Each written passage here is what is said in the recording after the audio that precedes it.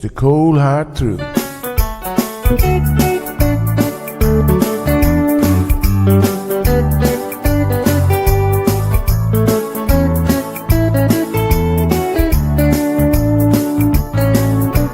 Everyone really want to know what's going on with her show. Just get on the air and you will know it's Sandra. The queen of the mile road is here, helping people from everywhere. Get on the phone and you will hear Sandra.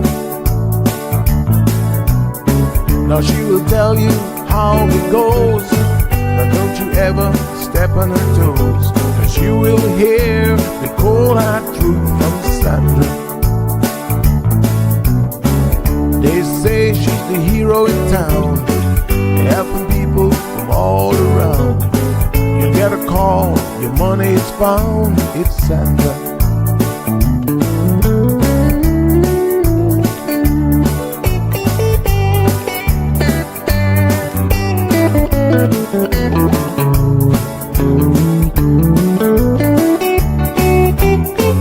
Some will call her late at night just to say that there is a fight, and she will not just leave it alone.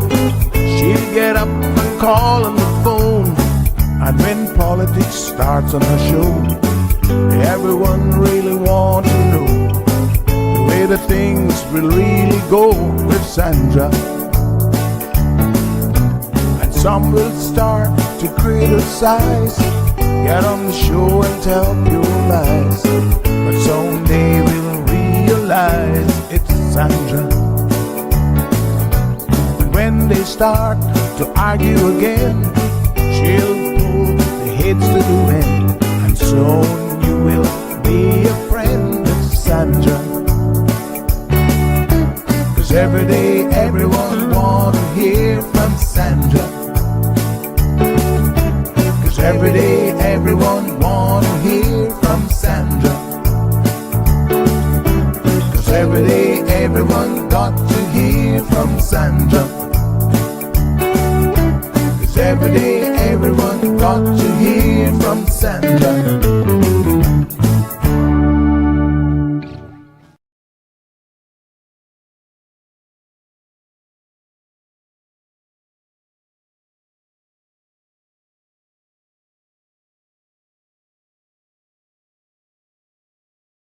Good morning, good morning, good morning. Happy Tuesday, everyone. Big shout out to our Instagram folks. They're up bright and early. We've got YouTube, Facebook, cmrtv.com, 103.1 Bobo. We are on a roll. Hope that everyone is having a fantastic week thus far. Of course, today is Tuesday. That means we've got special guests in the studio. So we're going to get started with them here shortly. And of course, I will be updating the show links. So just give me a minute to do that. And woo, lots of controversy swirling all over the place still about the Super Bowl and the implications of that. So we're certainly going to be talking about that a little bit later on. So lots going on, but let's go ahead and get started with our guests who are here to talk about a pretty important topic today with World Cancer Day, something that, none of us, I think, can ignore. At some point in our lives, the vast majority of us will be touched by cancer in some way or another. And that will mean either we will have a firsthand personal experience with it, or we will have one of our loved ones who has to go through that journey. And we want to ensure, obviously, that we're there for our loved ones with as much accurate information as possible. And, knowing about the treatment options that are also available. So as we say, always, knowledge is power. And we want to ensure that we're in the know for both ourselves and the larger community. So let's go ahead and welcome Shamari Scott first onto the program. He needs no introduction. He's our own little celebrity here every single week, but he is the chief business officer at Health City, Cayman Islands. Good morning, sir. How are you? Good morning, Sandy. How are you doing? I'm good. I'm good. So before we get into today's topic, of course, we have to inquire about your weekend. Oh, weekend was fabulous. Super Bowl weekend. Amazing weekend. So now, as you were mentioning the Super Bowl, right? Now, obviously, I'm a Miami Dolphins fan, as everybody knows. So the game itself was not the best for most people, but for me, it was the best. I prefer a boring Super Bowl where the New England Patriots lose versus an exciting Super Bowl. Anytime it's exciting and they're involved, they find a way to cheat to win. So, oh my goodness, there was no cheating available. No balls that were deflated. There was no spying on the opposite team to know all of their signals. So, the right team won, and I am very, very, very happy. Elated, able to celebrate that New England lost. So wow, it was a wonderful Super Bowl. and I know you're going to get into the controversy. I don't understand all the controversy, but I love the halftime show. I thought it was amazing. All of the storytelling, where as a Caribbean person, you couldn't have excitement seeing the sugarcane field and seeing men playing dominoes than and a small child sleeping on a table at a wedding. Then I don't know. But I thought the storytelling, even if you couldn't understand the words, I mean, at the end of the day, when we have soca songs and reggae songs that the world adopts, half of the people, if not more, don't understand what anybody's saying anyway, right? I thought it was amazing. Well, we're going to be going back. It's lost, so it was a 10 on 10 on 10 for me. Oh my goodness, we're going to be going back through it, because I tell you what, I watched it, the halftime show, and then I realized I actually missed a lot, so I had to go back and watch it again a couple more times to bring myself up to speed for today's discussion. So that's my research. But the more I watch it, the more I appreciate all of the elements that were actually involved.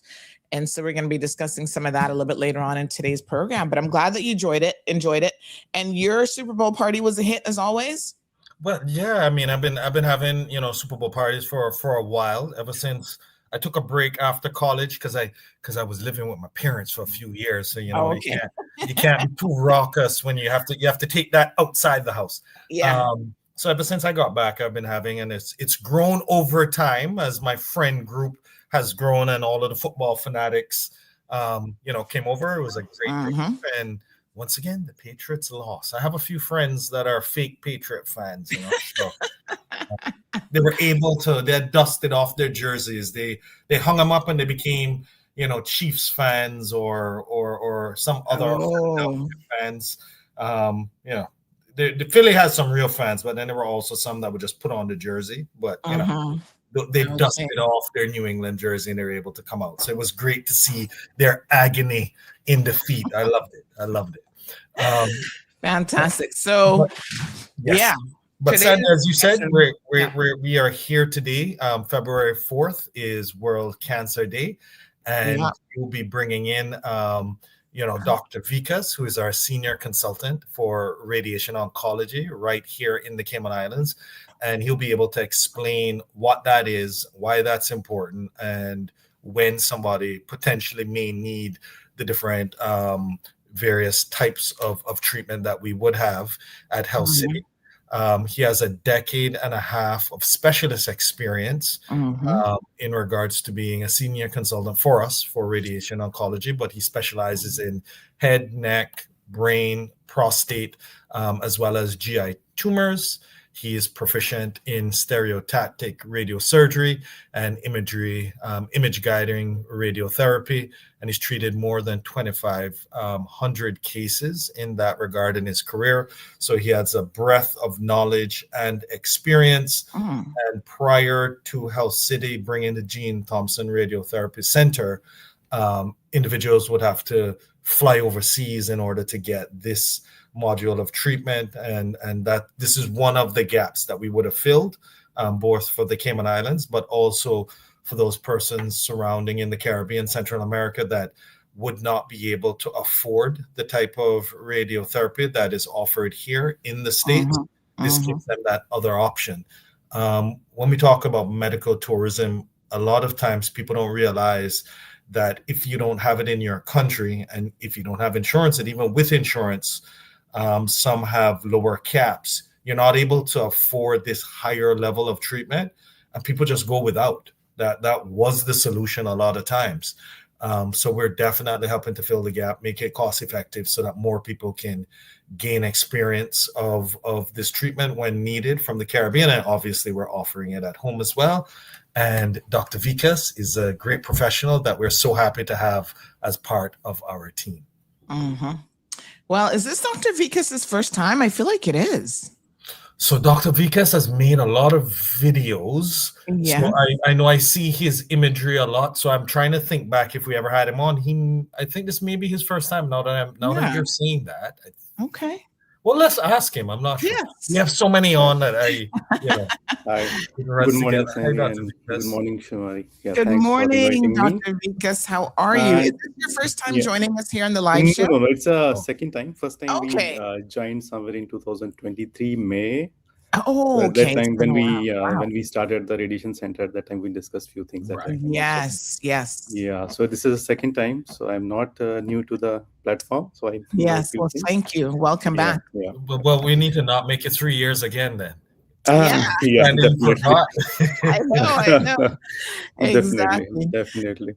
Dr. Vikas, tell us a little bit. We're going to get into, talking about all the elements here of World Cancer Day.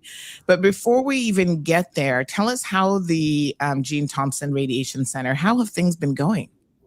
Yeah, so it's a center that deals with the radiation. So we only deal with the radiation here. Yes. And we treat a lot of patients now. So whatever experience that we had initially, we applied here. And we are up with almost all the techniques here now. So right from basics like palliative, from image-guided radiotherapy to VMAT, volume modulated arc therapy, that is the new one. And we have started our stereotactic radiosurgery program and SBRT program too. So a lot of things are already happening in the last 3 years, and we have treated a lot of patients here. And we are looking maybe for 1 or 2 more techniques to offer this year. So hopefully we'll be up soon with that. Yeah. So, well, that's fantastic. Yes. Yeah, sure. So let's talk a little bit then about World Cancer Day. And as Shamari mentioned, it is observed globally every February the 4th, really seeking to raise awareness, improving education, and encouraging action toward better cancer outcomes. Tell us in particular, because I know radiation oncology is one of the areas that has really taken off, medically in recent years. So tell us a little bit about the advances in cancer treatment, specifically to radiation oncology. Yeah, we'll touch about this World Cancer Day is we'll celebrate every 4th Feb. And this theme is given by WHO, World Health Organization. And we celebrate on 4th of Feb. And there is always a kind of a theme which is associated with it. So last year, they have given a theme like United by Unique that will go this year and for next year too. So basically united because we have a common goal so that we can early treat, we can give a comfortable care, affordable care, and compassionate care to the patient. And unique because every tumor is a unique, every patient is a unique, their stories are unique. So we should celebrate the uniqueness, and these stories should be heard by everyone. So this is a theme that is given by WHO, and next year also it will go. And this is to celebrate the patient stories. Now coming back to the advances that we have in radiation now, because radiation as a whole, it started somewhere in 1895 when they got the X-rays. But dialing into the future, so in 2010 we started with the early advanced techniques like IMRT and IGRT. And with that, when we because with the radiation we used to treat initially also, but with newer techniques there will be lesser toxicities. So we had the like a win-win in both the situation when giving the maximum dose and with the minimal toxicity to these to the adjacent structures. So what we did actually in the latest techniques, we are offering radiation only to a particular spot. Like suppose there is a disease like 2 centimeter, 3 centimeter. Initially, we used to give very bigger fields because at that time we didn't have much knowledge about how the tumor will spread and what are the patterns of failure, where it will fail if we'll treat with the radiation. But nowadays we know the patterns on the basis of the data that we have now, because there are million of cases now that being treated with the radiation. So now we have the data and we know if the disease is involving this particular part, suppose breast, it is left upper outer quadrant. We know we have to include the axilla like level 1 or level 2.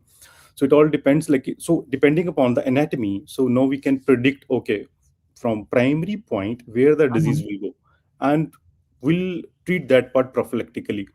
So instead of now, with the pattern of failures are completely changed, and we get very good cure rates with the help of radiation. And radiation as such is not like a work in a isolation. We works along with the other departments. So like suppose medical oncology, they plan some chemotherapy initially just to take care of the systemic thing. But radiation is always a local, and when they give the systemic treatment, we'll treat the local tumor there, and we'll get the very good results. So as a whole, we offer radiation in like a 2 or 3 situation. Like when we are planning something very radically. Suppose surgery is not possible, and we want to cure the patient. So in that situation, radiation comes into the role, and it has given almost the same local control rates like surgery. Other condition is when patients they get operated and they come to us, and that time, because surgeon can remove only those things what they can see, but there is always some kind of micro metastatic disease which will be nearby to that primary disease. So we'll sterilize that part with the help of radiation. So whatever tumor cells will be left there, we'll treat that with the radiation. So third situation in which we'll use radiation is a kind of palliative thing, right? So when we need a pain control, suppose patient comes with the tumor mass that is inside the bone, and it is giving some pressure and causing some pain to that by pressing the adjacent nerves. So at that time, we add radiation to take control of the disease, because the moment that mass shrinks, patient will be relieved of the disease, and definitely will give some kind of tumor control also there. So these are like 3 main things that we do with the radiation. But sometimes there are certain situations in which we do radiosurgeries. And that happens when there is because nowadays we are using a lot of chemotherapies, immunotherapies. So what happens, most of like systemically we'll get very good control, but still there are few spots left that doesn't go with those immunotherapies and chemotherapies. So in those scenarios, we'll offer very high dose of radiation to those spots. So usually we give like a very like 1 or 2 units of like 1.8 to 2 units of radiation, and unit of radiation is gray. So but in these scenarios, we go with very high doses, like maybe 12 gray, 14 gray, 28 gray, that kind of doses. And that is like a ablative doses. And with those doses, we just kill the cells or burn the cells or ablate the cells in those areas. And the results are similar to the surgeries. So as in the end, it is a very good you can say it's a tool with us which we can just cure the patients. All right, we're going to get into some more details here. And of course, folks, don't forget that the phone lines are open. So if you have any questions this morning for the good doctor, 936-2626 is the telephone number. Miss Brenda joining us all the way from Antigua, and she says good morning to the good doctor today. So she's happy to be listening to the program. And good morning to Miss Lucille joining us from the UK as well. So cancer remains one of the leading causes of death worldwide. We know that for a fact because there's so many different types of cancers. But of course, survival rates are improving due to early diagnosis and better treatment. And there are now some cancers that we also know, unfortunately, are on the rise lately. But because we have the data that tells us that, we also can start to look at what potentially is causing those increases, and people can make lifestyle modifications because, of course, lifestyle, there are certain things that, will increase your chances of getting cancer. So it's really important to know what those things are. Many cancers now being managed as chronic conditions, with patients living for a much longer time and having much fuller lives. I think that that's so important. It's not necessarily the death sentence that we all fear that it is. Certainly depends on the type of cancer and how early it's caught. And that's, my apologies, one of the key things that you will always hear Health City speaking on is it's important to, know your body, listen to your body, and of course, get routine health checks, because those things will pick up on early diagnosis, and then that gives you a much better fighting chance for sure.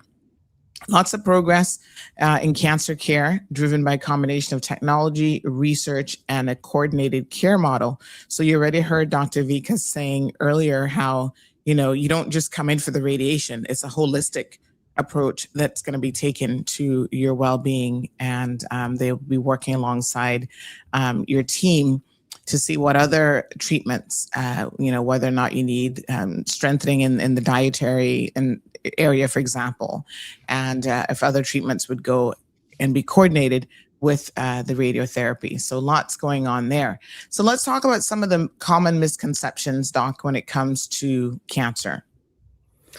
So yeah, the common questions that comes to us is like, see the first line, like it's a single disease. So the thing is that the malignancy is like, if we'll find maybe in a breast like two different cancers in the same breast, they will be totally different tumors. So if you check the profile of these tumors, we check the profile, like we'll see the ER status, PR status, like what is the primary histology. So see, within a patient in a same breast, we can find, if we'll find two tumors, they can be like different tumors. So if there are different tumors, we cannot treat with a single management for both those tumors. So we'll give kind of a personalized treatment in those patients, and the personalized treatment is always discussed with other colleagues also. Like we already discussed, there's a comprehensive center, so we'll discuss with our medical oncologist, pathologist, and surgeon. So then we'll come up with some particular kind of thing for that particular patient, so that we can offer him the best possible care. So and let's go to the other example. Suppose in a same patient, like we'll get one patient in which there is a prostate cancer and the rectal cancers. So there, in a same patient, we are getting the two different cancers, right? So management is not same. And if suppose they are lying very close to each other, so someone can say, okay, we can go ahead with the surgery, but giving such a big surgery to that patient is very difficult, right? So again, the role of multidisciplinary team comes, and we can discuss those cases and we can manage those cases. So basically, it's the thing is that it's not a single disease, and even it's not a single disease, so we need a multiple multidisciplinary things to manage all those things, right? Right. Second thing comes like with the radiation, it's very common that post radiation I'll be radioactive. So I usually explain to the patient, so because this radiation will not going to make you radioactive, so you can go to the family, you can hug the children, you can stay with the family. So there will not be any issue because of this radiation, and this is perfectly safe to the family and the areas which are nearby. So nothing to worry about it. So these are the basically common misconceptions and the questions that comes in to me daily when we'll discuss with the patient, like the management. Well, we've got another patient of yours in the comment section. Good morning to Takeshi. I believe that's how it's pronounced. Forgive me if I've gotten it wrong. Saying good morning. You took very good care of me at Health City, watching from Antigua as well. So we've got several people here from Antigua. So I have to ask the question, Shamari. Antigua, my apologies, is one of the jurisdictions now in the region where you're getting clients from. Sorry, your mic is off. See, There I we go. I forgot I always mute myself. Yes. No, definitely. So there are quite a few countries in the Caribbean that Mm-hmm.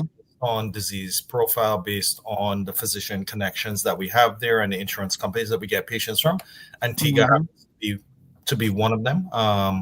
So obviously now myself, where I sit, I won't necessarily know the patients by name. Uh, Yes. However, Antigua definitely is one of the Caribbean countries that we see patients across various specialities, and radiotherapy would be one of them as well. Okay, fantastic. All right. Well, welcome to all of our international listeners to the program. So, we were talking about some of the common misconceptions here. And of course, it's so interesting because I hadn't thought of that when the doctor said, I'm still here learning every day. Every time Health City comes on, and, even other guests, I'm in learning mode. So I enjoy learning. But I was surprised to hear that even when you get a diagnosis of breast cancer, it could be different types of tumors within the same breast, so each one will require a unique treatment module, if you will. So again, who knew? So very, very important discussion here this morning, folks. Radiation therapy does not mean that patients are radioactive. And I think that that's so important because, again, if we don't know these things, we kind of make these assumptions. We've seen movies, where people become radioactive. We think, oh my gosh, that's a reality and that's how it happens. So there's a lot of benefits to having the treatment done locally, including the fact that you mentioned, being able to go home to your family, to continue to have somewhat of a normal routine, work routine, as well as your family and just your life in general is less disrupted because of having the treatment options available right here in the Cayman Islands. So don't worry. It's not unsafe for you to be around your children or other people, other loved ones. So that's a really good note to make there as well. So of course, we always want to talk about what can we do, right? There is good evidence to show that there are some lifestyle behaviors that we engage in that will substantially increase our risk of obtaining different types of cancers. And I know that the two, quite frankly, well, three, that are always, always on this list. And they're on the top of this list again here today. Avoiding tobacco use, limiting alcohol consumption, and maintaining a healthy weight and active lifestyle. Those are the three key components, folks, that if you even did those three, you would be making a significant positive change in your life. And I think at least 2 out of 3 are fairly easy to do, And I always tell people, I said, listen, nobody's perfect. We all have our vices. And so maybe this is my philosophy anyway. I'm like, pick one vice. Like if you're going to get something wrong, pick one and then try to work at it 80% of the time. So 80% of the time you're doing pretty good. You might slip up, in that 20% range, but don't have all three vices. Like you can't afford to do all three, right? So you can't be a smoker, you can't be drinking alcohol every single day, and you can't be obese and overweight. Because then that's like a trifecta situation, right? So what do you think, Doc? I mean, it's hard sometimes to tell people to modify their lifestyle when they've grown up used to smoking all the time, eating good Caribbean food. They love a good whiskey here and there. But we know, again, that these things really impact our lives and not a positive way. Yeah. So if you look at this slide, so just see the first three, four, or even all 5 things are preventive, right? So we can prevent all these 5 things. So if at any point of time, if we take 100 malignancy patients, so the first 3 factors like avoiding tobacco use, it is like 30 to 35% of the patients of those 100 will be because of tobacco. Next, like limiting alcohol consumption, 10 to 50% of the patients, they drink alcohol and they'll get malignancy. So healthy cells will gain like again 10 to 15%. So that means 50 to 55% can be easily preventable if we'll avoid these things. Second is like if you can see protecting skin from the excessive sunburn. So we know that we are on an island, that we are exposed to like a sun here, and so we can use like a very good very good sun protection factors. We'll get almost all the lotions now available here, so we can use Mhm. those. And regarding the vaccination, so vaccination HPV is already available. Even hepatitis B is also available here. So vaccination is also there. But my point is, so because 50 to 55% of the malignancies are easily preventable, so Mm, better will modify our lifestyle so that it can be easily, so it can be managed actually, right? mhm. So we are just producing it by our not a very good lifestyle. So this can be Yeah. easily taken care. Yes. Yes. So I was gonna get to the last one, which is getting vaccinated. This is again to me, quite frankly, a no-brainer. It's easy to do, and vaccinations protect you from so many diseases, but definitely these that are linked to cancers, the HPV and the hepatitis B. All of these vaccines have been in use now for quite some time and have proven to be safe. So please educate yourselves about them, and especially the HPV vaccine when it comes to children and young adults. Have the discussion with your physician and go ahead and get them vaccinated. I do have a question though about the excessive sun exposure. So more and more, we're seeing the research, Doc, that vitamin D plays a critical role in our life in terms of just their overall health and well-being. So we've seen patients who, for example, came down with really chronic COVID, were on death's door, and then their physician had them exposed to the sun, like wheel them out in their bed, and their need for oxygen decreased, and all of a sudden they got better. They recovered from really, really bad cases. And there's lots of research that vitamin D will help you fight off and ward off a lot of disease, helps with your cognitive health. But how do you balance? Because I am suffering from vitamin D deficiency, right? So one option is obviously going out in the sun, but I've been told that I actually have a sun sensitivity. So how do I balance that benefit of getting vitamin D? Because we know the best source of it is actually the sun, versus this potential excessive sun exposure. So because we work all, we are all doing desk jobs, we all stay inside. So even Mhm, if we are staying on island, we'll get like vitamin D deficiency. Even if I'll do today for me also, there will be mhm. vitamin D deficiency. So only thing is like, okay, if there is a deficiency is already been there, so we can just correct it with kind of Right. we can give you some, maybe some syrups or maybe some tablets, that kind of thing. But suppose now we are on island, so what we can do maybe early morning or bit late evening walks, so to Mhm, get the good vitamin D. Because there are chances of exposing to the skin if you go in a very hot sun, like, and usually they recommend it should be like, if you're walking, it should happen like before 10 and after 4:30, mhm, because in between there is a very high exposure here. UV exposure is so high that we can get some issues later on. Immediately you can get sunburns, but mhm, later on with follow up and chronic sun exposures, we can get some malignancies too.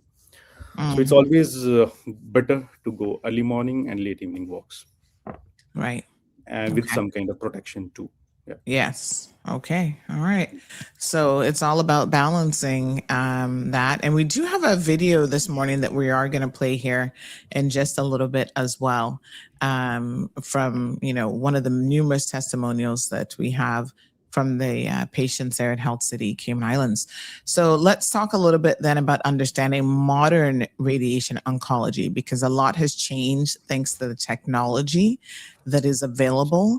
And I Yes. must say that when I went and did the tour at the Gene Thompson Radiation Center, I was blown away by the advanced technology that is there. So you guys really have the latest and the greatest in terms of the equipment, which makes a huge difference. So walk us through what some of the, So we have machines are. Yes. so we have a linear accelerator here along with the brachytherapy equipments. The image that you are seeing here is like a linear accelerator image.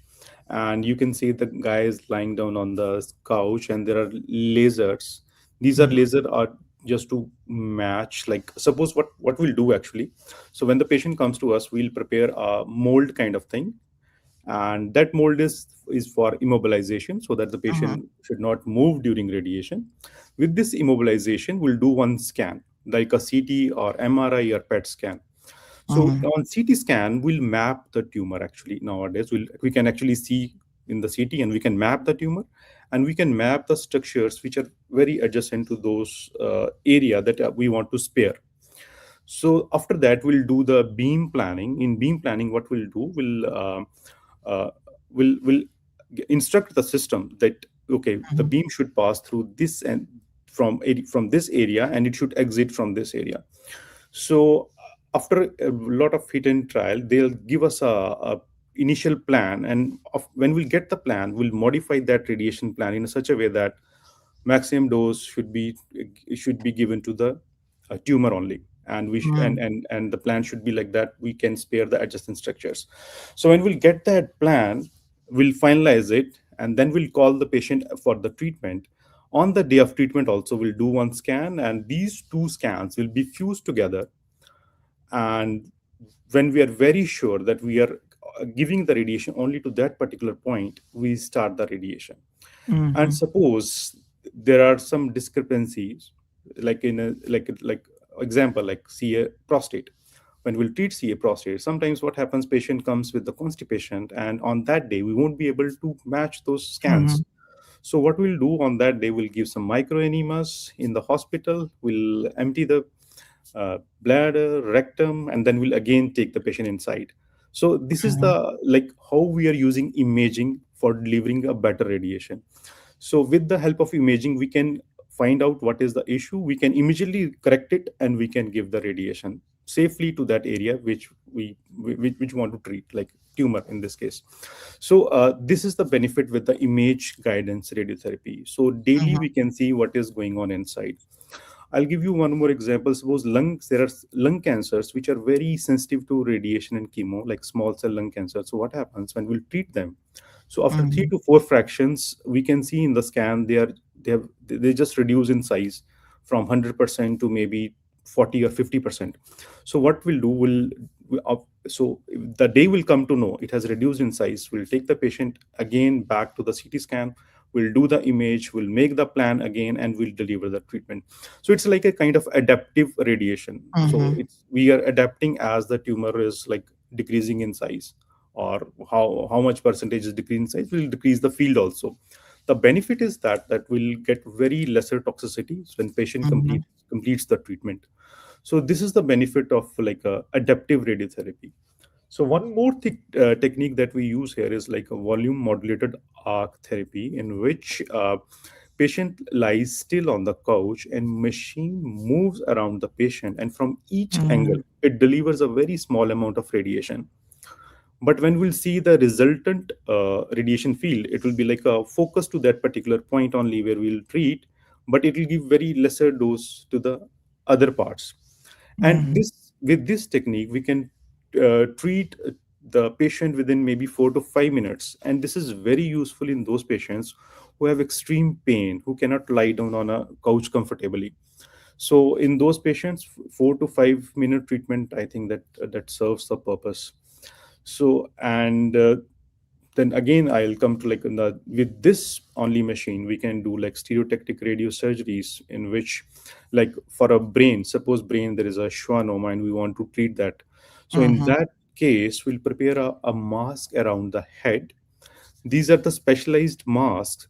So initially in the back into the time we were using like the mask that we used to fix in the skull, kind of we'll do the burr holes and we'll fix in the skull. But Mhm. nowadays this is a non-invasive mask. We'll just prepare a mask around it. It is like a thermoplastic sheet. When we'll heat it, it becomes Mhm. very pliable, but after some time it becomes very hard. So we'll make it around the head, and it will take the external contour of the head, and it will fix the head in that particular position. So so in that scenarios we can treat it with very high dose of radiation, because I'm comfortable and I'm sure that patient will won't be able to move. So this data came when when they compared the neurosurgical mask, that one in which they were fixing in they're doing the burr holes and fixing the mask, versus Mhm. these kind of masks which are non-invasive. So there is no difference between the patient will not move during radiation or during gamma knife surgeries and those kind of things. So we are very sure with these kind of things, and Mhm. and we can give very high dose of radiation, like ablative doses, so that when the next time we'll do the scan, patient will be like hopefully will the disease free kind of thing. So they Mhm. have give us very good local tumor control. It reduces the side effects because the field sizes are very small, and they give the long term outcomes, and that are very comparable to surgeries. So Right. that's why they named this like radio surgeries, and Mhm. it's their ablative kind of treatment. Yeah. Fantastic. So, learning so much. Good morning, Miss Sherry. So nice to see you here this morning. So, again, radiotherapy has advanced, allowing real time imaging to track tumor movement, which is amazing. Advanced planning software that improves accuracy, techniques that allow higher doses to tumors with greater protection of the normal tissue. And these innovations, again, translate to better tumor control, reduced side effects, and improved long-term outcomes. And lots of benefits there of the innovation, fewer treatment sessions, for example, less fatigue and fewer long-term complications for patients, faster recovery and return to normal activities. And again, radiation therapy is increasingly being used in curative, life extending, and palliative settings with greater effectiveness. So, treatments designed not only to treat cancer, but to preserve your quality of life as well. So, this multidisciplinary approach that we've heard to care is something that Health City Cayman Islands continues to focus on, where the radiation oncology is going to work closely in collaboration with other medical oncologists, your surgeons, your radiologists, your pathologists, and specialized nursing teams. And this team-based approach has proven to be extremely effective and ensures comprehensive, personalized cancer care from diagnosis, my apologies, through treatment and follow-up. So let's have a look now at the video tutorial, which really is going to be an eye-opener. My life was about building my dreams, growing in my career, and cherishing my family. Cancer was the last thing I expected.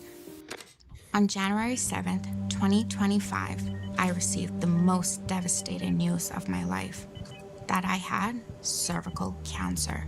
In that moment, everything shattered. Suddenly, I was not thinking about tomorrow's plans. I was thinking about death, about my son, about how I had to fight to survive for him, and reasons why this was even happening to me. 27.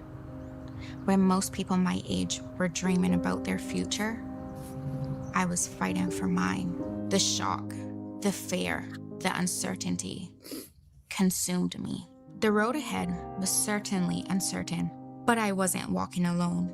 I had God, my family, my friends, my amazing work family, and of course, my excellent team of doctors and nurses at Health City. They were all with me. Health City provided not only excellent treatment, but compassionate care in everything they did, and reminded me I wasn't just another patient. I was a person worth fighting for, and they were with me every step of the way. I view life differently now. Today, I say with confidence, I am cancer free. To anyone facing this fight, know this, you are not alone. Lean into your faith with God and never give up. Surround yourself with other cancer survivors, thrivers, and alivers. They know what it's like. They have helped encourage me with their own testimonies. Cancer tried to stop my story, but it didn't. Because of God's grace, I am still here. Shine, unlike any other, something undiscovered. Wow. Yeah, that's very, very impactful. So that young lady, what an inspiration to hear her perspective in life at such a young age. Being so positive and having the world-class treatment options available to you can certainly be encouraging. Really something. I was looking at some of the pictures, Shamari, and I recognize a young lady in there, which I'm thinking is probably her mom. So again, these are people we don't even know sometimes are going through these journeys. And so in recognition of World Cancer Day, I just want to just send out some positivity to everyone who has walked this journey in some form or another, and let them know that they're not alone. There's, a lot of people there, both the professionals to support you. Miss Lily is here in the comments. She's also, going through her own journey with cancer. And there are people here to support you and, reach out for help, reach out for medical advice. And it's nothing to be afraid of in terms of having the discussions and letting people know that you're dealing with this. Thank you so much. Doc, it was so lovely to see you again, almost 3 years later. So don't be a stranger.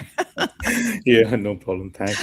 Yes, we absolutely need to see you more. Shamari? No, definitely. And I was on mute again. And I was just saying, and that's why having Dr. Vikas and team, the full team here is so impactful, because a lot of times, depending on the tumor or depending on the type of disease you have, it's extended treatment.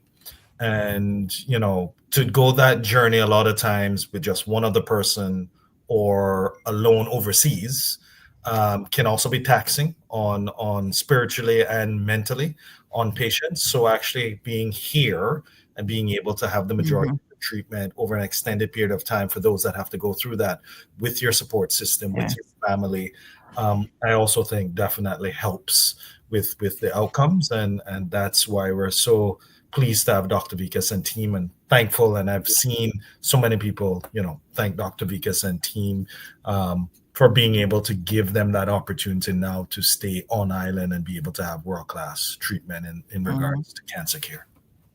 Yeah, fantastic. And we do have a comment here that is coming in from one of our listeners to the program. So let me just pull this up on screen to share with everyone as well. And this individual listening had the following to say. Thank you so much for sharing this with us. They said, good morning. I also had my cancer surgeries at Health City under Dr. Pooja's care, and I was hospitalized 28 days, but I'm still here. Thanks, Health City, continuing to care for your patients. Yeah, thank you so much for sharing that personal testimony with us. Awesome. All right. Well, thank you so much. Again, this is an amazing discussion. Folks, it's really all about educating yourselves and acknowledging these days that are celebrated again throughout the year. Health City takes the opportunity to inform the public of what, each sort of recognition day is all about. World Cancer Day being February the 4th, globally recognized as an important day for us to have conversations around cancers. Let's do everything that we can when it comes to prevention and reducing a risk. So we know what some of the top risk factors are, folks. Let's work on it. Let's see if we can, if you have, you're a smoker, there are smoking cessation programs in place, even at Health City and other facilities on island. Reach out to them and see how you can kick that habit. If you can kick the alcohol habit 90% of the time or more, then please do that as well. And of course, the weight, start walking like Shamari and improving the diet. And you too can shed 50 pounds. It's encouraging when you see other people do it, because you know that, I can do it too. So let's, do the things in terms of our diet that we know we should be doing to support healthier eating and getting a good moderate exercise at least 3 to 4 times per week. And then, Safinia, good morning to you too. And thanks so much for joining us this morning, the Health City Cayman Islands team. Have a fantastic day. Awesome. Thanks, Andy. Thank you. Make sure it's lost. Thank you so much. Shamari's happy about that. All right. So again, that video just gave me goosebumps, I'll tell you. I'm going to share that on social media a little bit later on, because, those are the positive messages of resilience and surviving such a diagnosis and ordeal that we need to be sharing in the community. So we're going to switch gears here a little bit. How about we play a little commercial to break things up, and then we will be right back after these messages. Recover Personal Injury Attorneys, helping injured people get what they deserve. Did you know that insurance companies have lawyers that represent their interests? Before signing and accepting any settlement, know your rights. Call us today for a free consultation at 924-9999. That's 924-9999. Recover. Your personal injury attorneys are on standby to assist.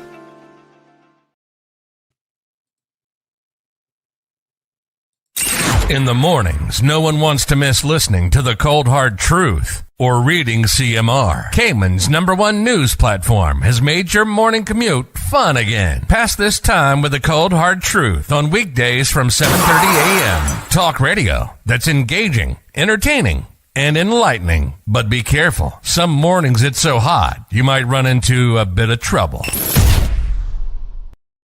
All right, folks, don't run into any trouble. Don't run into anybody else. I've got the videos here to prove how some of you are just horrific drivers. We got another one this morning. And the person was like, Miss Sandy, look at this hot mess. I was like, OMG. No, sir. Why are y'all driving like this? It is pretty wild.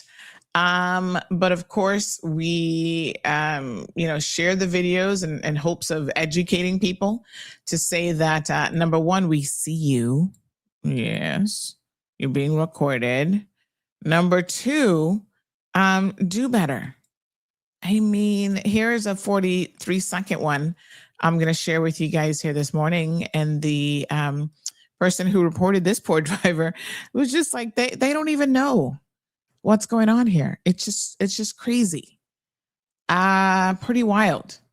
This person was actually allegedly changing clothes, a hoodie, trying to take a hoodie off. And as a result of that, driving all over the place, about to lose control of their vehicle. And also, then they almost hit another car coming into the roundabout. I'm just like, what's going on here? Let's have a look, because I know sometimes it's hard to explain it, but when you see the video, you understand exactly what it is that I mean. So check this out. So here's the back camera angle. The person's driving, and oops, looks like her. There we go. You can actually see them trying to change their hoodie, their top. And so as a result of that, they're swerving all over the roadway. Listen, I'm going to back it up because I know it's wintertime. We get a little bit of Cayman breeze. Some of you guys feel compelled to put on a hoodie. Not a problem. But when you get in the car, this has happened to all of us. I've done it before. You get in the car and you get a little bit warmer. And instead of turning off the AC, you think, okay, let me just take off layers of clothes.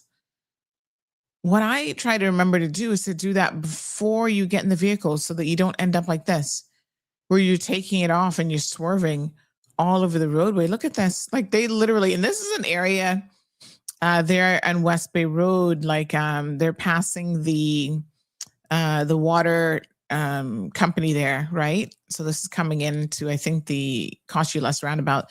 This is an area known for accidents. By the way, as they're passing, do you notice this car that's pulled up on the median in the middle? I don't know what happened there. If they broke down or if they were just there, they shouldn't be turning there. That shouldn't be a turn in. Is that a turn lane? I don't kind of think it is. Maybe it is to get across the road. It's a bit odd. I must say I haven't noticed that turn there before, but I might have to go and have a look. But yeah, so now they're coming up. There's the start of Cost You Less building, and they're driving really poorly. So now they're coming into this roundabout, and look at what happened in the roundabout. Again, poor driving. This other colored SUV now looks like a burgundy SUV. Look at the two of them, near collision. Look at that. Had to swerve back over to avoid hitting the same car. My goodness. And then, of course, they quickly change lanes. Now they're speeding. So now they're changing from one lane to the next. And there you go. Speed demons. Yeah.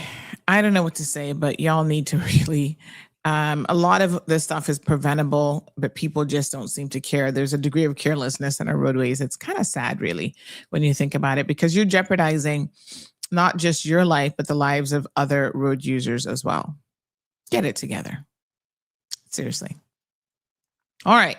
So thank you so much for those of you who have been sharing with me. First of all, let me do a big shout out to Trisha Jones. Today is Trisha's birthday.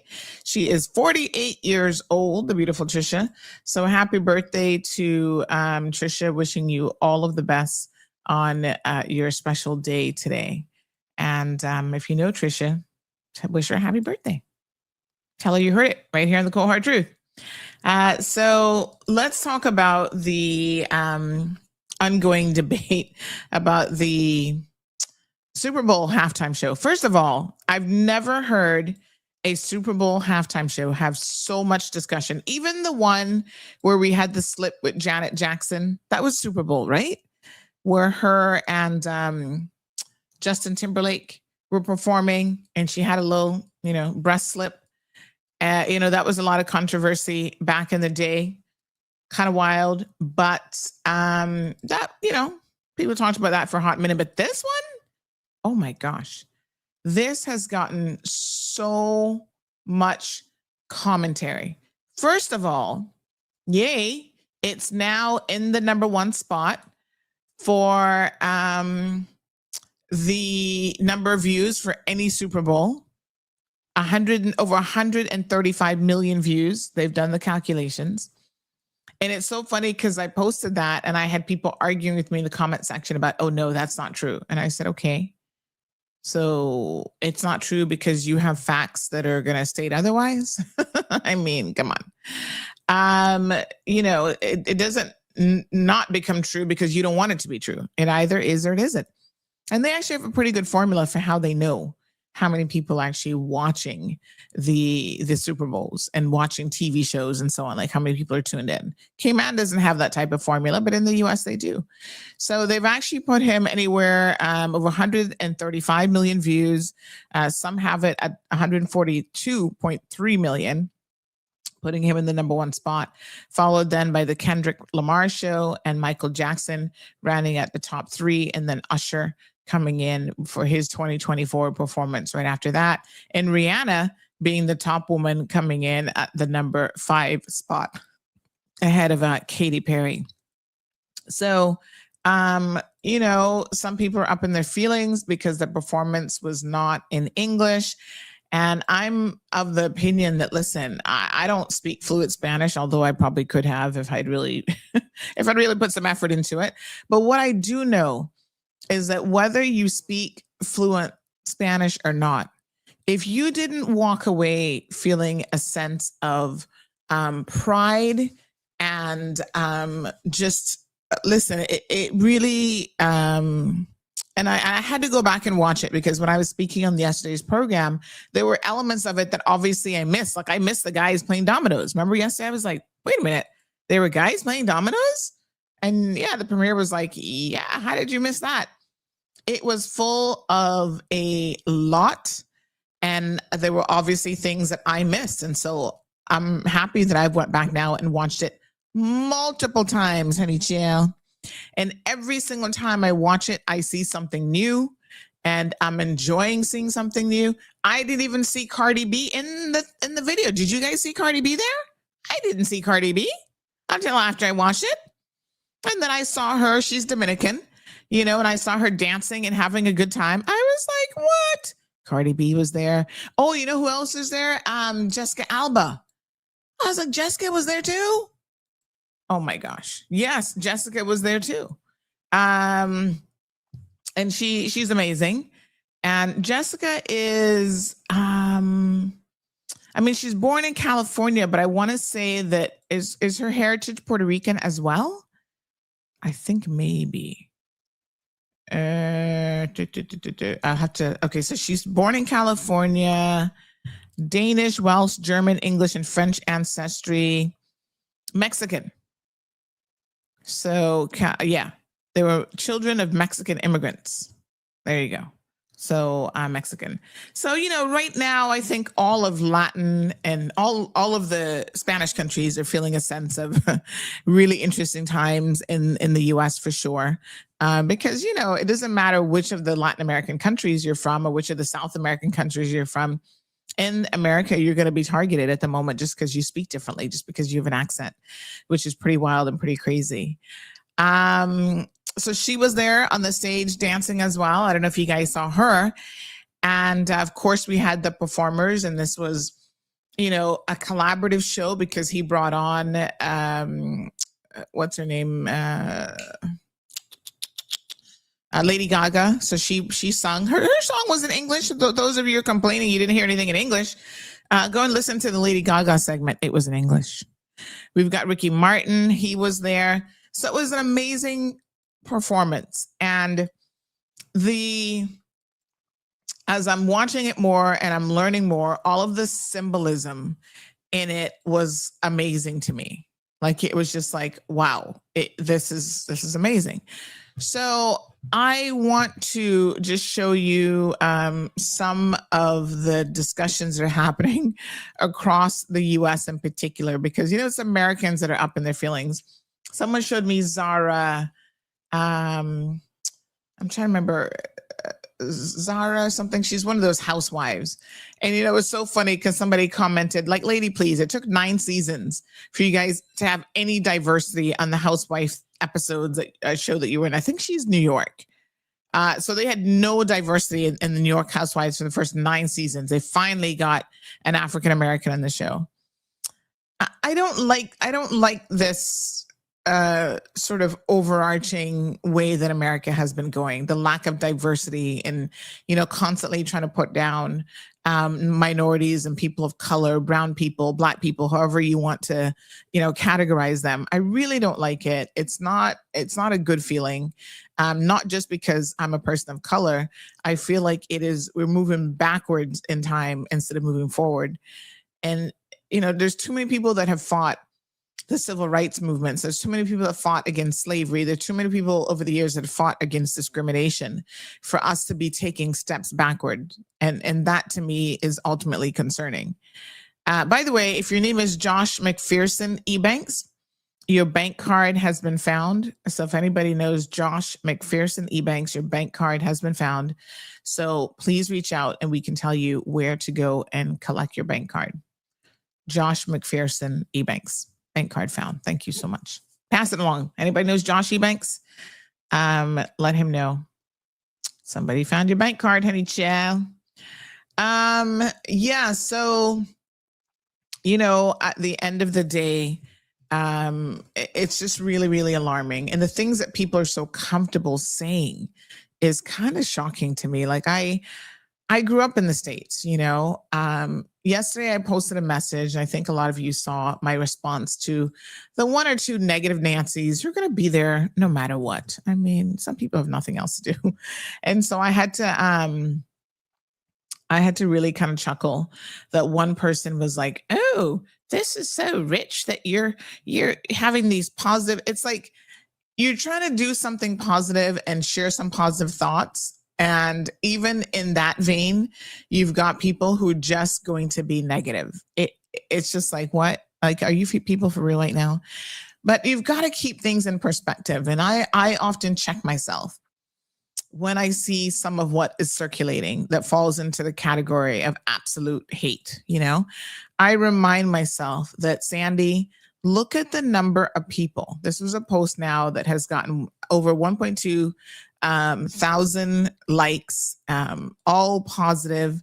And so we had literally 5 people. I'm going to show you guys this because I think you're going to find this interesting. 5 people that laughed at it, including your brother, Clinton Ebanks. Clinton, all I can do is shake my head.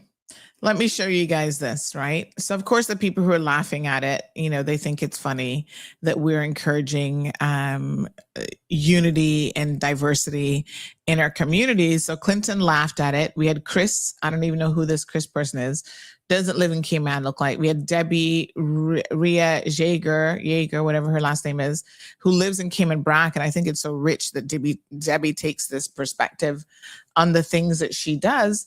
Because again, you have been welcomed in a country, Cayman Brackers have welcomed you with open arms. And, you don't even want to welcome other people back in your country. You're not even in your country.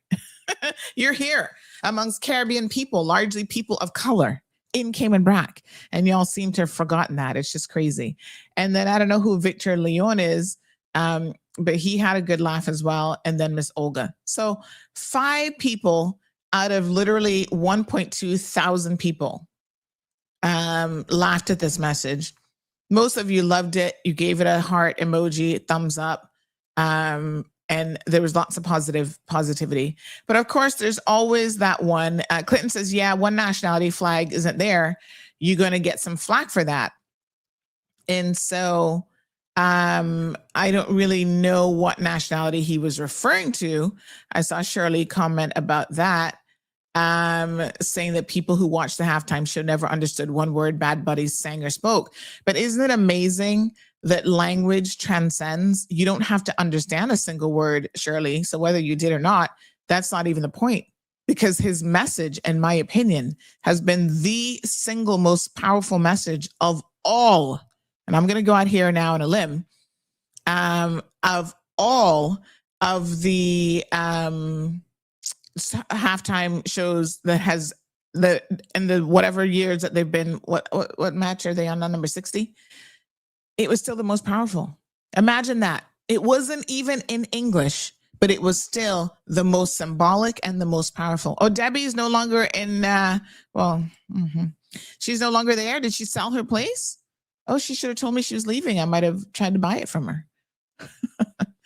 Anyway, lots of positive comments. Big shout out to Anne Briggs saying that it was a brilliant interpretive study of Caribbean culture. Absolutely. Like, some people didn't even, and thank you for recommending this book, by the way. I want to try and get a copy of it. She recommended a book called The Repeating Island, which she says is the Caribbean and the postmodern perspective highlight the region's complex identity, culture, and historical fluidity. So I want to check that out. Thank you for making that recommendation. I'm going to give that a like.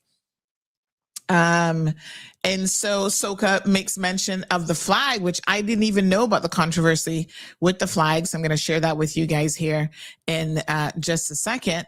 And Ms. Cora says, I support this message. So lots and lots of positive messages here. Now, I'm going to respond to Clint because somebody else called me after the show yesterday. And they said to me, Sandy, they were wondering if there was some confusion between the Cayman and the Jamaican flag. And I thought to myself, why would there be, our flags don't look anything alike, first of all. So why on earth would there be confusion about that? But they were saying because they didn't see the Jamaican flag. Now, let me pull this up because, of course, I had to speak to Miss Stacy about this. I said, Miss Stacy, did you see? Because at the time I knew I had to go back and watch it. Did you see the Jamaican flag being represented? And she said, yes, the Jamaican flag was there. Now, I missed it, but I think depending on what angle you were looking at it from, and there's additional people who were there recording it, who've since come out with, footage from like the side angle and different stuff that wasn't necessarily in the production. They tried to capture, I think, as much as possible, but there was so much going on on that stage. So let me show you what the Jamaican Gleaner, I think it is, Observer, actually shared. And they shared the Jamaican flag actually being there. So I thought it was strange, I'll be honest with you, that the Jamaican flag would not have been represented.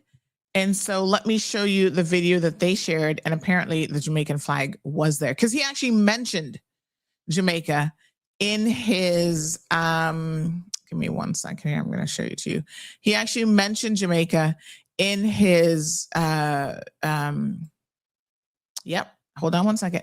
He actually mentioned Jamaica in the list of countries.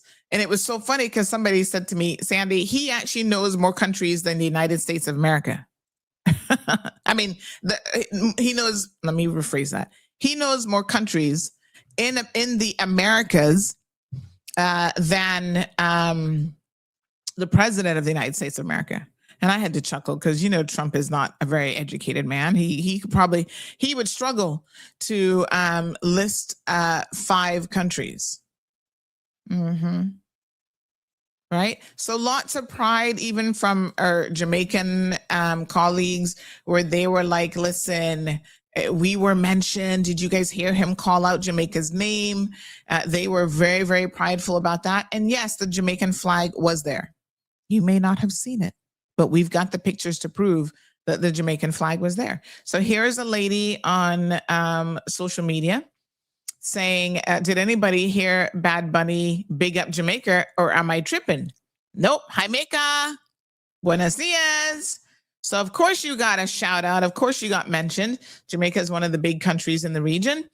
And so I'm going to show you where their flag was. Kaboom. There's a Jamaican flag right there. See it right there? That was the flag. Now, I am surprised at the production. Like I said, I was looking at it thinking, did they do this off-site? Because to get all that stuff, the stages, the multiple stages and everything, to get all of that on the field, the same field that they turned around and played on, I was like, how do they do that? Well, apparently even the blades of like the grass blades and stuff, those were actual people that walked onto the stage and were just standing up there. And he paid those. He doesn't get paid as a performer, but he makes sure that the people who are participating in the performers and just the blades of grass standing there, they all get paid to do that particular job. So here is, let me see if I can find it. I'm going to show you guys now the Jamaican flag in action. So here we go. Guyana, Panamá, Costa Rica, Nicaragua, Honduras, El Salvador, Guatemala, México, Cuba, República Dominicana, Jamaica, Haití, las Antillas. Yes, you heard it right there. Jamaica. Jamaica, there you are. And there's the flag. See? Canadá, a my motherland, mi patria, Puerto Rico. The Jamaican flag was there, proud and loud. So if you missed it, Clinton and others, I'm going to post this up for you because it was there. Look closely. There we go. In fact, it was kind of close to the Cayman at one point. So there's Cayman right there. There's Jamaica. So the shot kind of changed over. There's the Jamaican flag right there, honey child. So do not worry. Jamaica was also represented. Somebody was also carrying the flag of Jamaica. I mean, I think he had every flag from the Americas in there, even Canada. Yeah.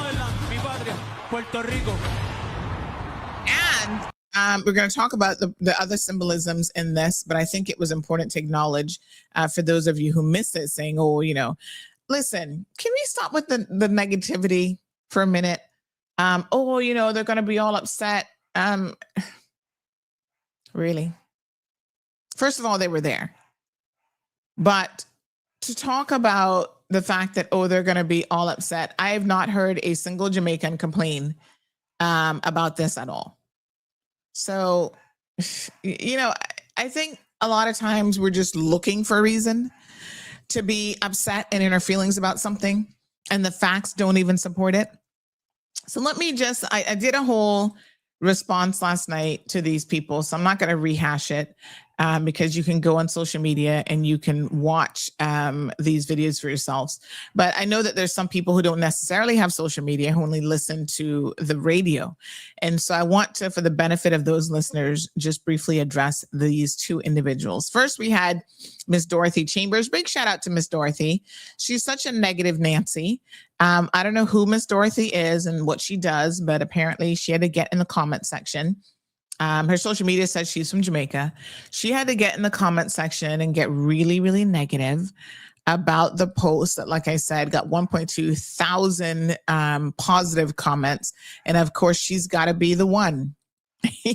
There's always one or two And she has got to be one of the ones that just is coming with a bag of negativity. So here's what Miss Dorothy Chambers had to say. Happy to see this media house, which endorses injustice, segregation, and disrespect of others based on their culture and nationality, all actually got it right this time. Wow. Are we sure we're talking about CMR? Is Miss Dorothy for real? She has got to be someone who does not really pay attention to what happens here at all. I would challenge anyone, and I stand on this, to show me where we are endorsing injustice, segregation, and disrespect of others based on their culture and nationality. I guess that's why all of these marginalized and minority groups in the Cayman Islands are always inviting me to their events and love me so much because I'm segregating and disrespecting them. I don't think so. The Filipino community loves this platform. The Indian community, the Nepalese community. You guys don't know because, you don't know. But they're always inviting me for years. The Filipino community has been inviting me to their annual Bayanihan event. And I go there and I get so much love from these people. It is amazing. Anywhere I go and I see Filipinos, Filipinas, they show me the most love of everyone. Miss Sandy, can we take a selfie? They're so positive. They're so nice. They're inviting me over to their homes to eat and break bread with them. And for the record, big shout out to Sunny D and the others. I have sat down at their table. And I have eaten their food and I want to hear about their culture. And they tell me, Miss Sandy, this is what we do. We come together, like one person is going to bring this dish and somebody else is going to bring this. It's like a potluck situation. And I say, yeah, we know about potluck. And they said, this is how, we sit down and we commune with one another. And, there's a lot that I understand and I know about their culture because they've shared it with me and because I listen and I pay attention. Like I know about the elders in the community who are very, very well respected and, how they tend to take problems. They want to keep it within the community and they tend to take their problems to the elders to see how, any disputes and stuff like that can be solved. But they also reach out to CMR on a regular basis to help them get some justice. You want to talk about injustice? They're one of the most marginalized groups in this community. There are a lot of people that take advantage of the Filipinos and Filipinas, and they don't feel like they have anyone that will look out for them. They come to me all the time for help. And I do my best wherever possible to assist them. So it's disappointing, Dorothy, that you, decided to come into the comment section. I've never actually seen you comment before. So I do think that it's interesting that I guess the one time you want to comment, it is so incredibly negative on a post that was trending for its positive message. But, there you go. You're always going to have the one or two people who, that's what they do in life. And that's sad. Only 3 people have liked her comment. And what I would say to someone like Miss Dorothy, because, you can't change people, right? You certainly cannot change what they say and how they think and that sort of thing. But what I would suggest to someone like her is to maybe just, I don't even know, unfollow the page. There's some things that just really bother us in life. And it doesn't matter what that person does, whatever, they're going to bother us because, your soul is different than the vibe over here. Okay. And take that how you will.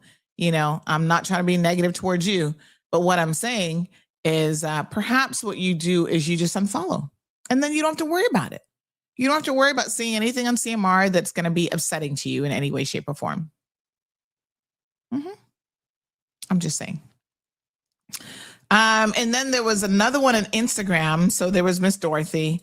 And then there was another one on IG who came with a lot of misinformation on the same post, but on the Instagram side this time, talking about, the hypocrisy. Boy, y'all. Sandy's saying all of this as she just posted about 2 Cubans that escaped custody. Police on a manhunt with the helicopter searching and telling people to stay indoors, assuming all Cubans are violent criminals. It's not about space. And I'm like, what? How do y'all say some of the things that you say, like for real? Okay. When you go back and you look at the post that we actually made, and again, I challenge you to simply read with the viewpoint of trying to understand what it is that you're reading. Where in the original post about the Cubans being on the loose did it say anything about anybody being violent? This is what it said. This is the part, I guess, that they're referring to. Okay. It says that we're receiving multiple reports of a police helicopter overhead and officers on foot in the Windsor Lakes area. Residents in the vicinity are being told that the 2 Cuban migrants are reportedly on the loose. The 2 Cuban migrants are reportedly on the loose, and they should remain inside as a precaution. Where does it say? Tell me where in there it says anything about Cubans. All Cubans are violent criminals. It doesn't even say that those 2 men are violent criminals. All it says is the police are in the area. And we say this all the time when there's police presence, whether it's Cubans, Caymanians, whatever, just stay out of the way, right? A lot of people are out there. I get it. Of course I get it, because you guys send us the footage of the helicopter up in the sky and all this kind of stuff. Even accidents, we're like, just stay out of the way. You can work from a distance, you know. You don't have to be all up in the police business and whatever, because a lot of times you are becoming a hazard to even the investigation or them trying to find someone. So because residents in the area are being told to remain inside as a precaution, how do you go from that statement? You see, this is where people try to gaslight you and they're so inflammatory with this foolishness, right? Telling people stay indoors, assuming all Cubans are violent criminals. Nobody made that assumption, and absolutely nobody said that. That is ridiculous. And again, if you look at the evidence, right, you know that these people are just trying to cause trouble, because the evidence will clearly demonstrate who has sat down more with Cubans and had conversations with them, trying to understand their plight and what it is that they have as an issue. How many shows have we had where we've invited Cuban nationals onto this show? The only ones who've ever done it. You can't point to a single episode on Radio Cayman. You can't point to a single Compass episode where they have sat down and had conversations to say, why are you guys so upset? What is going on here? Help us understand. But we have done that on this platform. Because in the words of Frank Covey, world-renowned, I think he's passed away now, but his sons have taken over the business. World-renowned, leader and thought leader. He said, right? Seek first to understand. Franklin is his name. Sorry, I think I got it wrong there. He said, first, my apologies. He was a coaching and most talented leader, and he's still alive? No, I think his son Paul. Wait a minute. Stephen Covey, my apologies. But the name of the company is franklincovey.com. You can check it out. But he wrote the 7 Habits of Highly Effective People. That's probably where most of you would have heard him from. Or heard of him, I should say. He said, seek first to understand and then be understood. Right? So if we can't understand other people, how do we expect other people to understand us?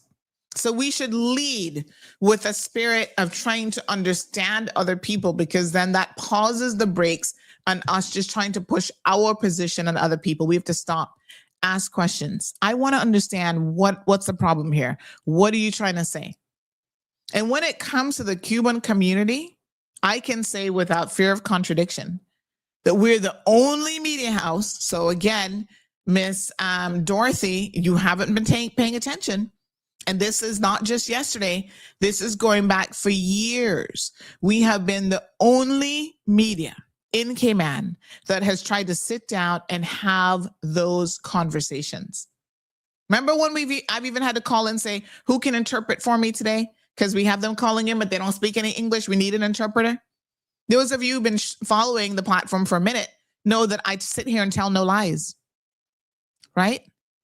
So whether it's Cubans, Jamaicans, whoever, we want to have these conversations because the one thing that I know as human beings, innately, we try to divide ourselves, and division is not going to be productive in any way, shape, or form. Now, let me be clear.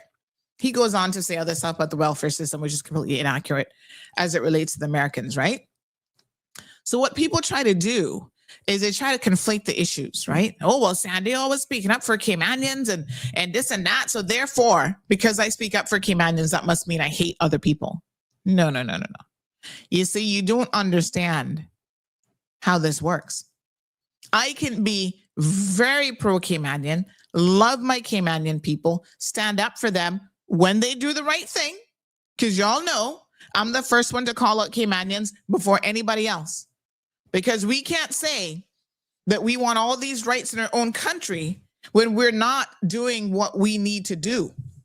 And so, yes, we need to step up to the plate. We need to stop being our own worst enemy. We need to stop destroying our country.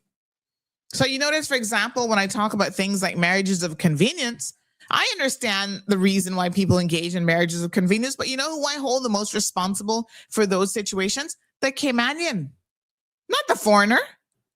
Right? The foreigner is just looking for a leg up. And somebody sent me a picture yesterday of this old man, old Caymanian guy with this young, looks like a Filipina young lady or Latina, I don't even know. With her belly, kissing her belly, and the two of them are getting married. And they're like, oh, here, another old fool, and blah, blah, blah. And then we start talking about the foreigners. I'm like, listen, people trying to better their lives has been happening from Adam and Eve, right? Yeah, I understand their objective. What I don't understand is what's wrong with him. Why he genuinely thinks that this woman, who's probably young enough to be his granddaughter, is really interested in him as a person. The chances of that are very, very slim. I'm not saying it's impossible, but it's pretty slim. She's just using him, and now she's got her baby on the way. Yep, she's going to secure herself. But I blame the Caymanians who put themselves in those positions to be used. So accountability runs the gamut, right? And because I'm pro-Caymanian does not mean that I'm anti anybody else. Now, what I won't allow is for people to come to this country and disrespect us. So I think you guys are very, very familiar with my position on this. So when we have people here who want to step out, foreign nationals, or sometimes they're not even here, they're in Jamaica, they're in Honduras, wherever they are, they want to step out and try to come at us and saying all kind of derogatory things about our national airline, about our governments, false information, Caymanians hate Jamaicans, all that kind of foolishness. I don't tolerate the nonsense. So I'm going to put them in their place. But me putting them in their place doesn't mean that I'm sitting here hating on all Jamaicans, right? There's a lot of amazing people in every single culture and subgroup and community here, and Jamaicans are certainly no exception. Our ties, our heritage, the connection that we share is very, very deep. Lots of Caymanians actually their ancestors came from Jamaica or by way of Jamaica, including myself.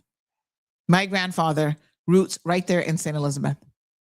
So when I look at my 23andMe connections, I can see exactly where I come from. And all the connections in more recent history, yes, we go all the way back to Africa. But in more recent times, we've got connections to St. Elizabeth, Jamaica, the Bay Islands, and Belize. So it makes sense. And we are very diverse people as a community. There's going to be very few Caymanians that can sit here and claim that they're one thing or another. And I know that there's a lot of Caymanians who want to believe that they're so ultra white. And I chuckle at them when I hear them spewing this nonsense, because I'm like, really? Go do a genealogy test and you're going to see. Okay? So embrace who you are, embrace the diversity. Loving your own people doesn't mean that you have to hate on anybody else in order to show that love. Now let's have a look at some of the, like I said, ongoing controversy around the Super Bowl. And this one with Piers Morgan was very, very interesting. Got up this morning and I watched it all without reading anything about it. I just thought I want to watch this completely clean without anyone's view contaminating my brain cells. And I watched all 15 minutes of it. And I've watched every halftime show going back 30, 40 years. I thought as a piece of theatre, it was the best I've seen. Just the most extraordinary kind of Broadway on steroids piece of theatre. I also thought it wasn't remotely divisive politically in the end. His Grammys speech was, but his performance, I thought, was actually a lot of things which I would have thought people on the conservative right would applaud. It was about love. A couple actually got married for real in the middle of it. He was preaching about unity, not just the United States of America, but the wider Americas. What was the problem, Megan? A certain male gesture is coming to mind, but I'm not sure I can do it on this show. No, it wasn't about what he was actually going to do during the middle of the Super Bowl performance. It's about him. It's about him being chosen as the Super Bowl performer, somebody who's been an outspoken critic, of course, of the Trump administration and of America and our anti-immigrant policies. This is long before the current controversy over ICE. He doesn't want illegals deported from this country. Well, too bad, because the majority of Americans do want that and are not shy about pushing for it. And that's why President Trump got elected. So he and his little buddies over at Green Day never miss a chance to bash the United States of America. I think those medications for your hip have gone too far. We need to dial back a pill or two. OK, we want something that we can all understand. I don't think Bad Bunny used his appearance to bash America, but I can't be sure because I didn't see any subcaptions on his Spanish language performance. But what about Pavarotti? They chose two America haters. What about Pavarotti, who Donald Trump in 2016 in particular would use at every campaign rally? He's used it at the RNC, right, as a triumphant, tub-thumping anthem. Well, no, hang on. Not only Pavarotti. I've been to lots of Trump rallies. Pavarotti gets a song, maybe but two. He sings, but when he sings Nessun Dorma in Italian, I don't see you leaping up and down going, I can't understand a word of it. The hypocrisy is real. Now, for those of us who are interested in the positivity of his message and the symbolism that was involved, like I said, I missed some of it, so I thought that this was something important that I could share with all of you. It was amazing to see different people who know the symbolism, and really, he put a lot of effort into that show. Like I said, by far the most production-wise show ever, halftime show. A lot went into it. And so here is some of what you may have missed if you don't know contextually what he was speaking about. Specifically about the political references in this halftime show that really got me. So starting off, we're in the sugarcane fields of Puerto Rico, just diving right into the historical context of colonialism in the Caribbean, the history of slavery in the Caribbean, the exploitation of our land and our natural resources for the economic gain of the empire. Now we're in New York City, Nueva York. And then Benito just waltzes up to go take a shot with who? Toñita. Who's Toñita? This is a real Puerto Rican woman who lives in Brooklyn and owns something called the Caribbean Social Club, which is one of the last standing Puerto Rican establishments in Williamsburg, which has been a hugely gentrified neighborhood of New York City, which was always traditionally Puerto Rican. She herself has almost been kicked out many times, but refuses to sell. She's an icon of fighting gentrification in Nueva York. The part of the show that hit us Boricuas the hardest, Ricky Martin.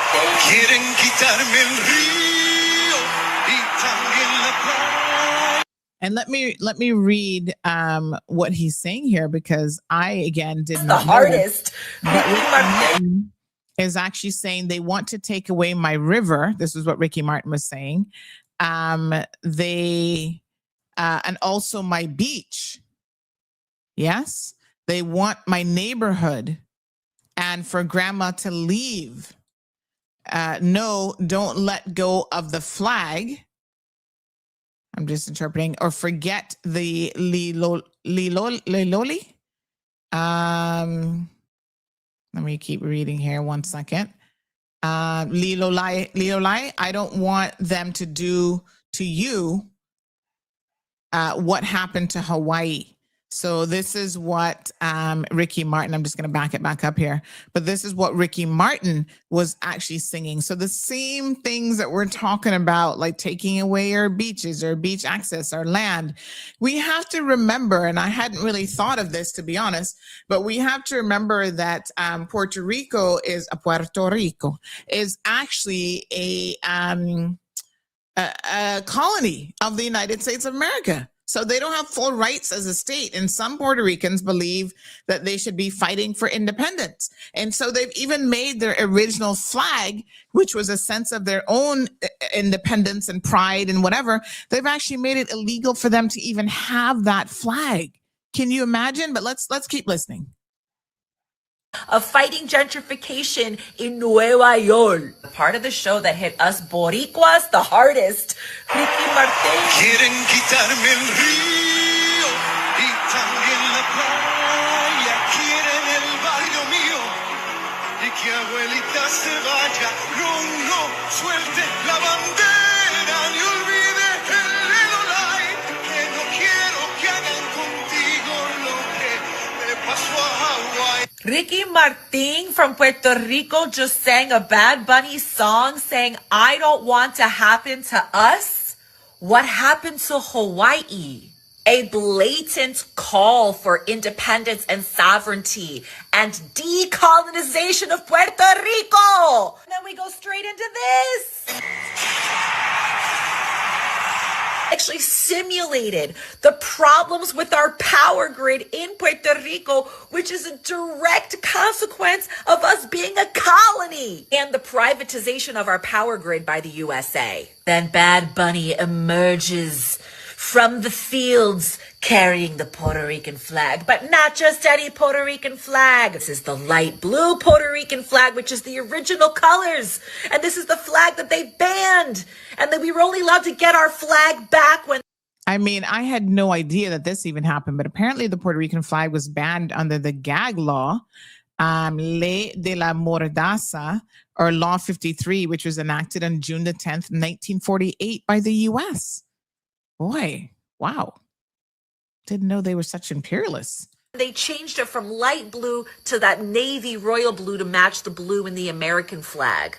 But by waving this flag, this is our original flag, again referencing our own sovereignty. A mi pueblo, mi patria, Puerto Rico. Seguimos aquí. And ending it with Seguimos aquí, which means we're still here. Even though you're trying to colonize us and gentrify us out of our own island, Seguimos aquí. So again, that interpretation and additional context of what all of those different things meant.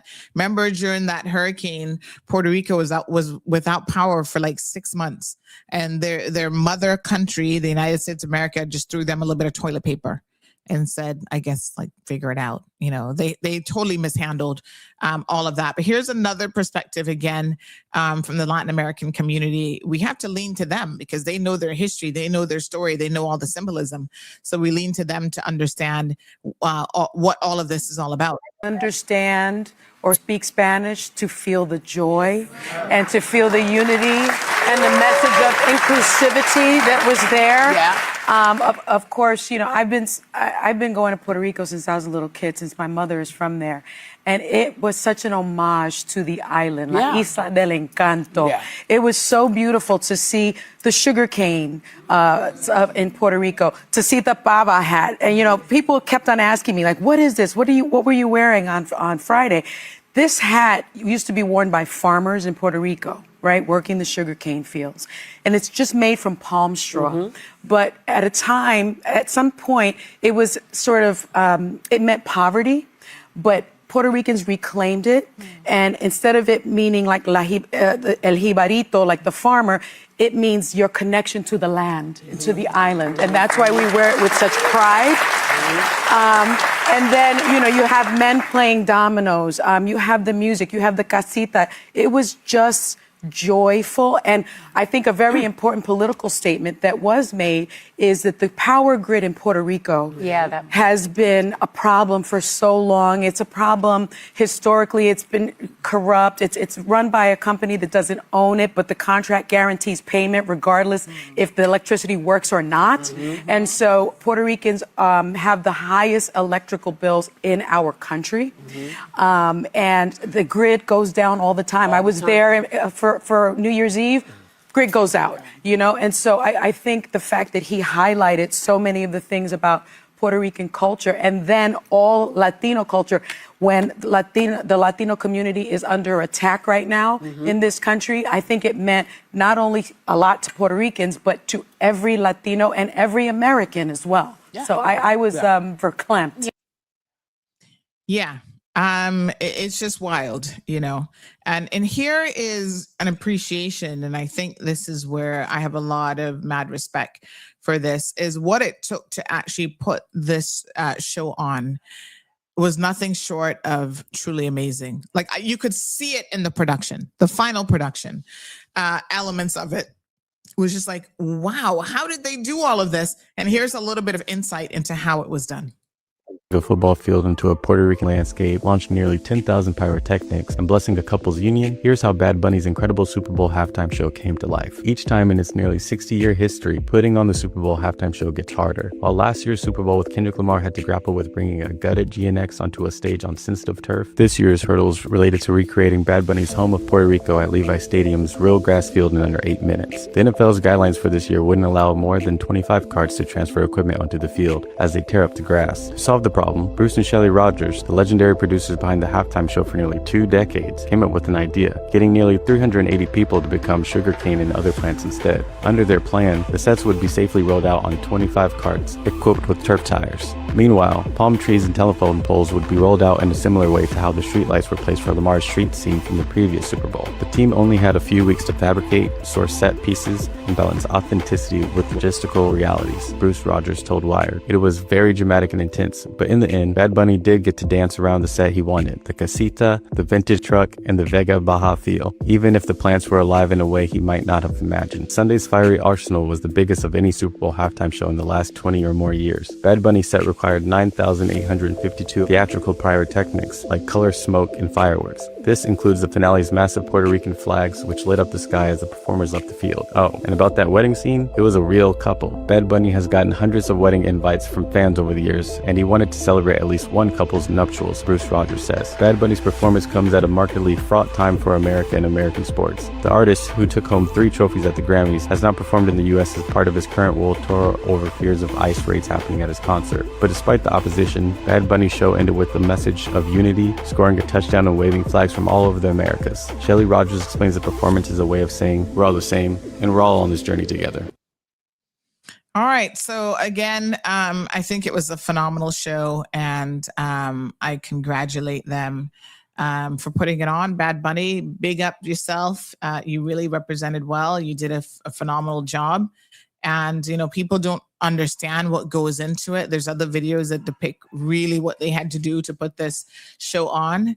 And now he's in the #1 spot for the most live views of any Super Bowl. And I think that deserves a degree of mad respect for Mad Bunny. So big up yourself, Mad Bunny, and thank you for representing your own country and, of course, all of the region as well, because we do have very, very similar stories, of colonization, of gentrification now, of people trying to tell us that we can't go to our own beaches and what we can and can't do in our own country. We are so welcoming. The mad part about it is we're so welcoming of other people like Jake Paul, who, was trying to come at Bad Bunny, with one of his stupid Super Bowl tweets, and then he had to backtrack.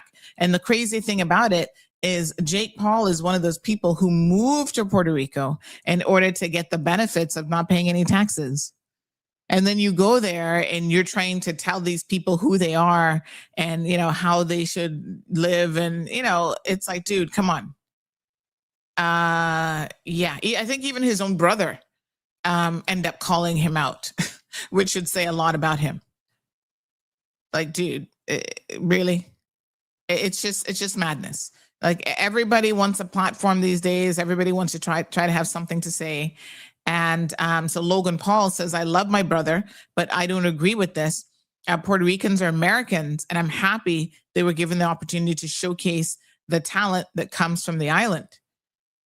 And, you know, he responded to his own brother on, I think that was like Twitter or X or whatever the platform is called these days.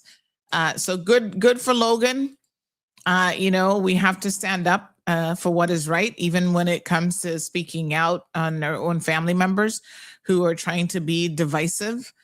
You know, I've been there, done that. I remember a particular cousin by the name of Sherry Ann many, many years ago stopped talking to me for like years because she was talking negatively about the Filipino community. And I dared to call into Radio Cayman. This was way before Mall Road existed. So I'm telling you, if you guys don't know me, you can say all kind of foolishness, but I have facts, right? And I remember because she thought her boyfriend at the time was having a relationship with a Filipino lady. Turns out it was a Honduran lady, not a Filipino lady. But anyway, you know, she was calling in saying, oh, they're all criminals and they're all showing up on the court list and this and that and blah, blah, blah, blah, blah. And I called in and actually defended them saying, first of all, that's actually not correct. And secondly, they're the least, and this was probably a good 20 years ago. I'm like, they're the least of what's on the court list. So, I mean, if we're going to try to say something about an entire group of people, the entire nationality, at least have it be 50% accurate. And it wasn't even 50% accurate. I'm like, what is she talking about? That's not true. And so I called in and I said, no, that's not true. And we shouldn't be hating these people who have traveled halfway around the world and they're away from their family. I understand from a human perspective why they stay together as a community. You know, similar culture. They want their own food. They want their own language. Listen to me. Caymanians go to Tampa back in the day. I was telling you guys when I toured University of Tampa, oh, we've got a Caymanian wing. And I'm sitting here looking at the lady going, thanks for the tour. But at this point, I'd already lived in the United States of America for 10 years. And low key, I was like, why would Caymanians want to travel abroad and then all stay together on a wing at university? I'm like, huh? Why would you do that? Why wouldn't they want to be out there mingling with other people?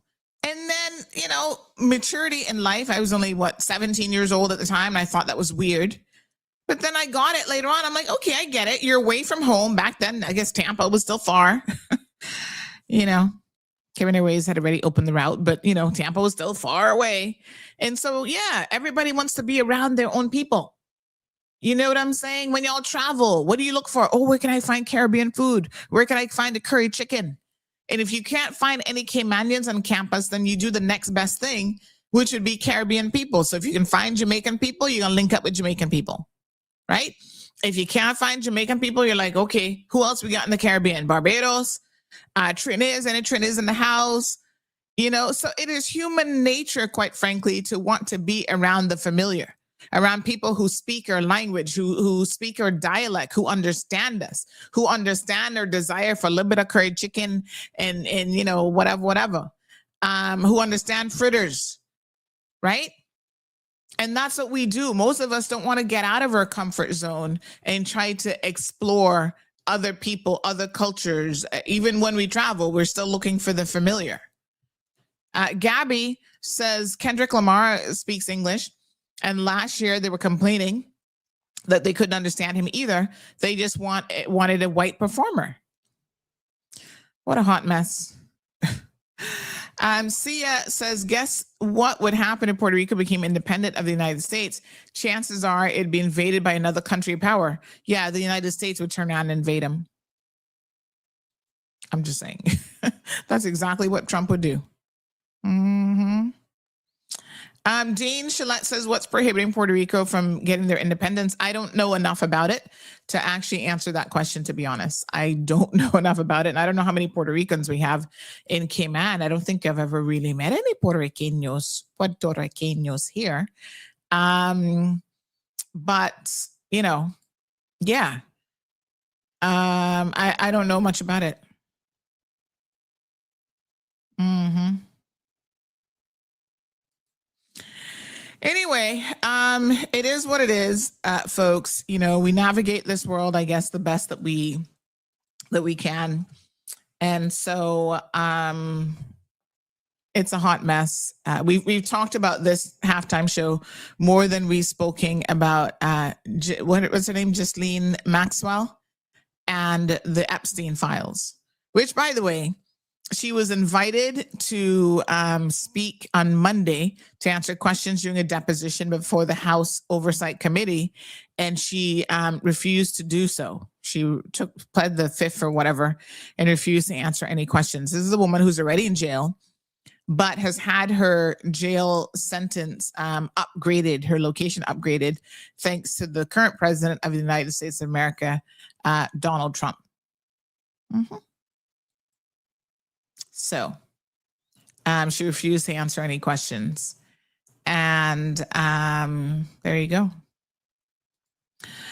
The world that we live in, honey child. So yeah, Mr. Dean, I don't know enough about that to be comfortable, you know, giving an opinion even, because I just don't know. I don't know if any Puerto Ricans are listening that might want to weigh in on this. But I think that from what I have heard, they are very, very pleased with the, you know, the Super Bowl show. They're pleased with Bad Bunny and his representation of their culture and what was put out there for the world to see. And I think that that's what matters.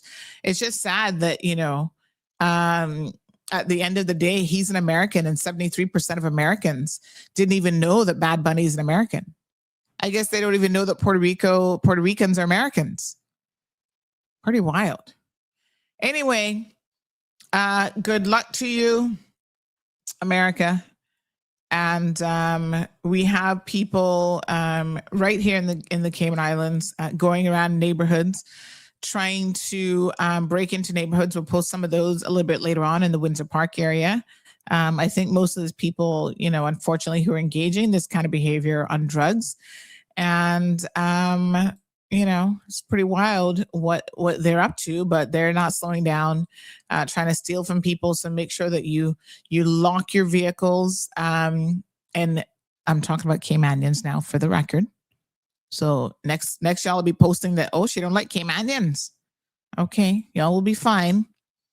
But most of these people are Caymanians, and they are going out there doing the most, embarrassing us as a people. And yeah, can't get themselves together when it comes to the whole drug situation. And they're breaking into your homes, breaking into your cars, stealing things on your front porches. And so you got to secure your things as much as you can. You know, lock the doors, because they'll rummage through and take whatever they possibly can. What a hot mess. All right, folks. Let me just have a quick look here. Hunger is killing me.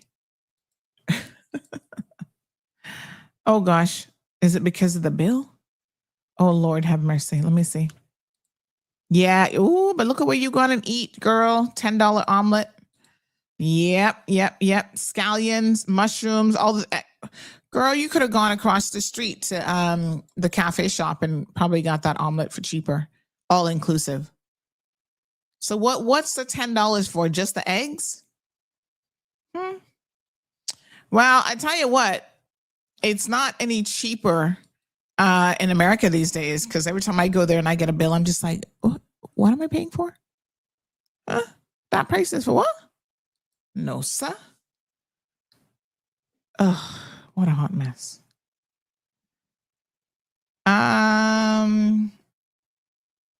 What this one is now? This Peg Estes. I don't know where these people come out from. It may be brilliant for you, but it leaves a very bad depiction of the cultures noted here. Have you listened to the words of his songs that were sung? Please review the actual words and then come back and tell me how proud you are that this is what you want to depict your culture. Like, seriously? These people just, it's so, I don't know who Peg Estes is, but again, these people are not even Caribbean people. Like, I don't even know what their problem is, quite frankly, or Latin Americans or whatever.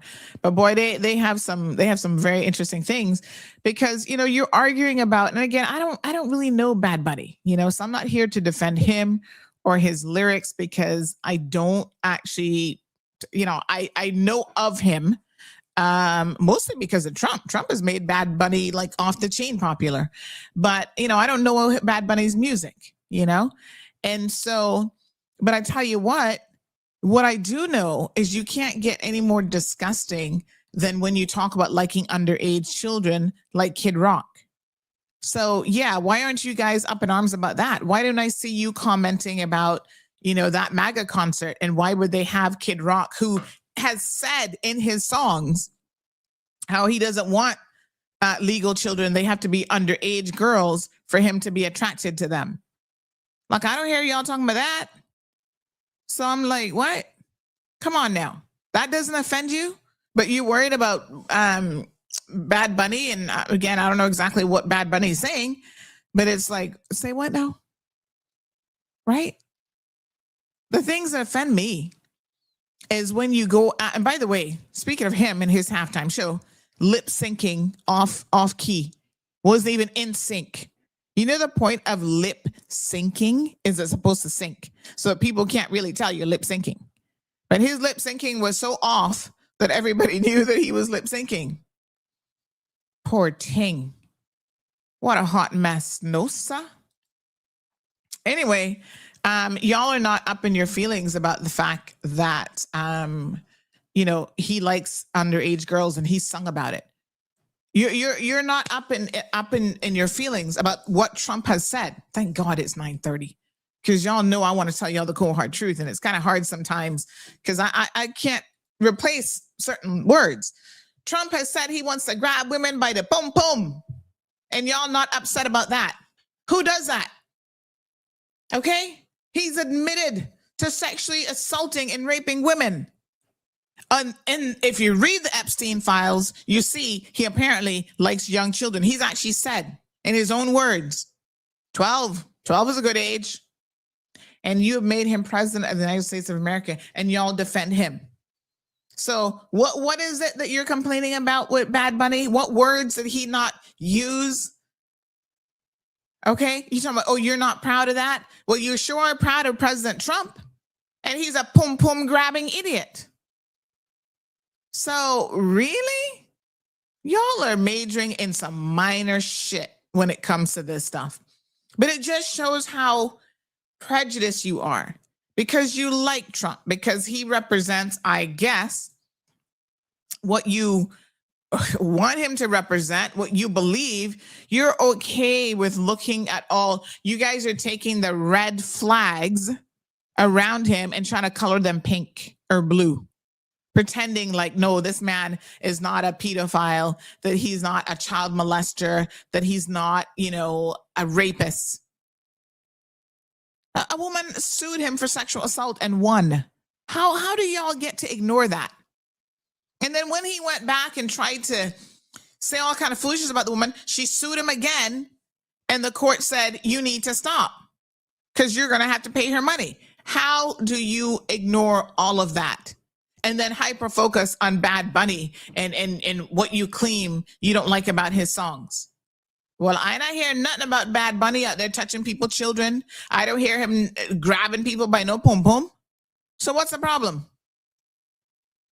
In fact, someone was showing how at the Grammys, he was very, very reserved. Like when he's around other women, in a professional setting, he's keeping his hands obviously in front of him to himself. He's not trying to hug up these women. He's not trying to touch them. He's being very, very distant to try to be respectful so that nobody tries to interpret that. Because of course, y'all know you'd be jumping on that. Oh no, he put his hands around somebody. Oh my God. You don't see Trump doing that. He be slobbering all over people, trying to kiss his own daughters. He sexualizes his own children. And you guys think that somehow that's okay? No, sir. Y'all disgusting. I'm sorry, but I can't support this nonsense. No, sirree. No. Nope, and nope. Oh my God. Unbelievable. Here, this one woman about, I've always viewed Cayman Islands through my visits as a very Christian country. Shut the fuck up. That being said, I find it unsettling that they would support the lyrics that were sung. Woman, you don't even know nothing about his lyrics. This is not about where you were born. It has nothing to do with racism and hate. Sure, it doesn't. This is standing up for Christianity and Jesus Christ, who gave his life for us. Okay, Americans, please. Y'all are very, very selective Christians. Okay, the music and dancing were over-sexualized, is what she says. Seem like something you would see inside them and Gomorrah. I am just confused on what the country, your country, actually believes. Let me say this. You know what is so crazy about these same so-called Christians? When they took the slaves from Africa, right? And we had, as Africans, our own dances. They did strip us from our language, from our dances, from all of that. And the same excuses, the same Bible, the same Christianity, like, oh, you can't dance like that. Okay, so let me try to understand how this worked, right? These poor Africans, that was what they knew. That was their history. That was their language. That was their culture, their dance, their everything. You strip that of them because, it's too sexualized. It's too this, it's too that, whatever.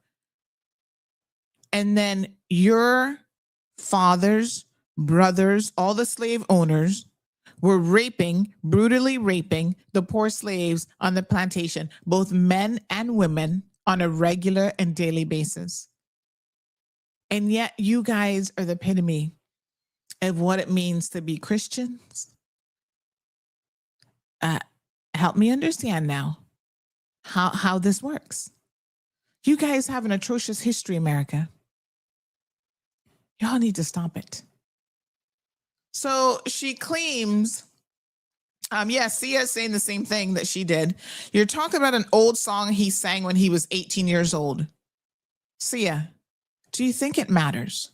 If an 18-year-old enjoys underage children, and you don't understand as an 18-year-old that you don't have a moral compass, and I don't think he was 18 years old, but let's give him the benefit of that because she claims it was 20 years ago. Well, how old is Kid Rock now? He must be about 50, 60 years old. So 20 years ago, he was not 18. Let's fact check it. I'll tell you exactly when he sung about underage girls. When did Kid Rock?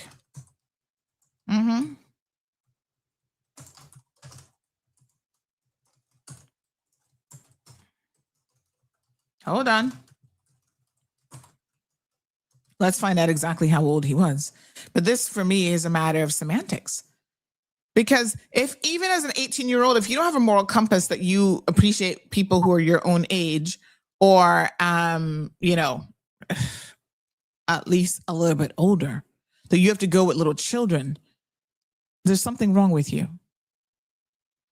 All right, so it comes from his song, 2001 song called Cool Daddy Cool, which includes the lines, young girls, young ladies, I like them underage, see, some say that's statutory, and I say that's mandatory.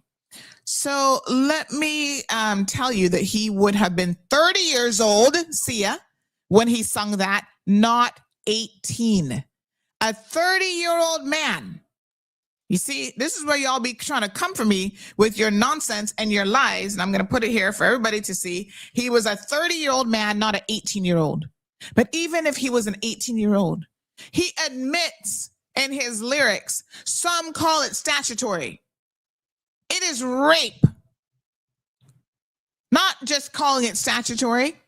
It is sexual assault. It is rape of a minor, which is completely illegal. And as a big hardback 30-year-old, not 18-year-old, here was Kid Rock singing about it. Now come again and tell me how you're going to excuse what this man has done.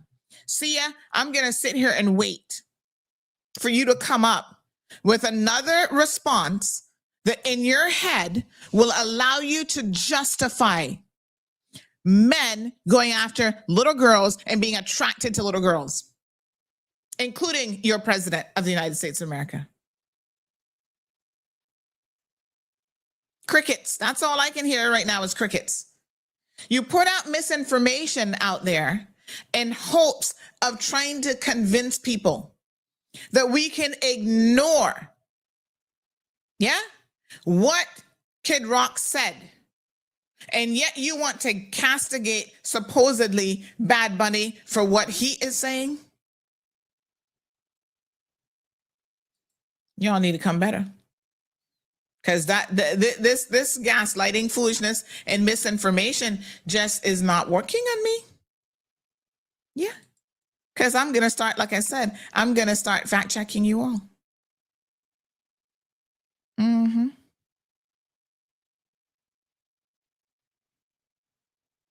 My God. What a mess.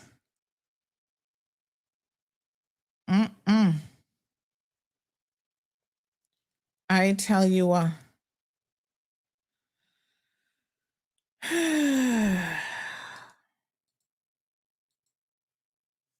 I can't even. I cannot even. Y'all need Jesus. And I don't mean a fake Jesus either.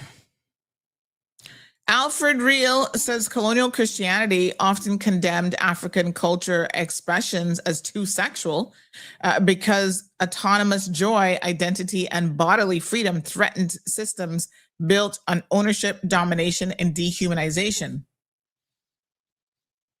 Mm-hmm. They always found a way. Gabby says, no hate like Christian love, boy. CJ Cooper says, well, same standard then. Have you heard the new songs of Bad Bunny? Nothing close to what he used to sing. By the way, I have a hate-love situation with Bad Bunny music. Like I said, I don't listen to his music, so I can't tell you anything about it. I'm not really his demographics, but I'm going to be honest with you. I'm trying to find a video. I saw it once, and man, I really wish I downloaded it. But it was a video talking about music from like the 20s and 30s, right? So this guy walks into his daughter's room and she's listening to some of the rap songs of today. And he's like, why are you listening to this vulgarity? This music is so nasty, blah, blah, blah, blah, blah. And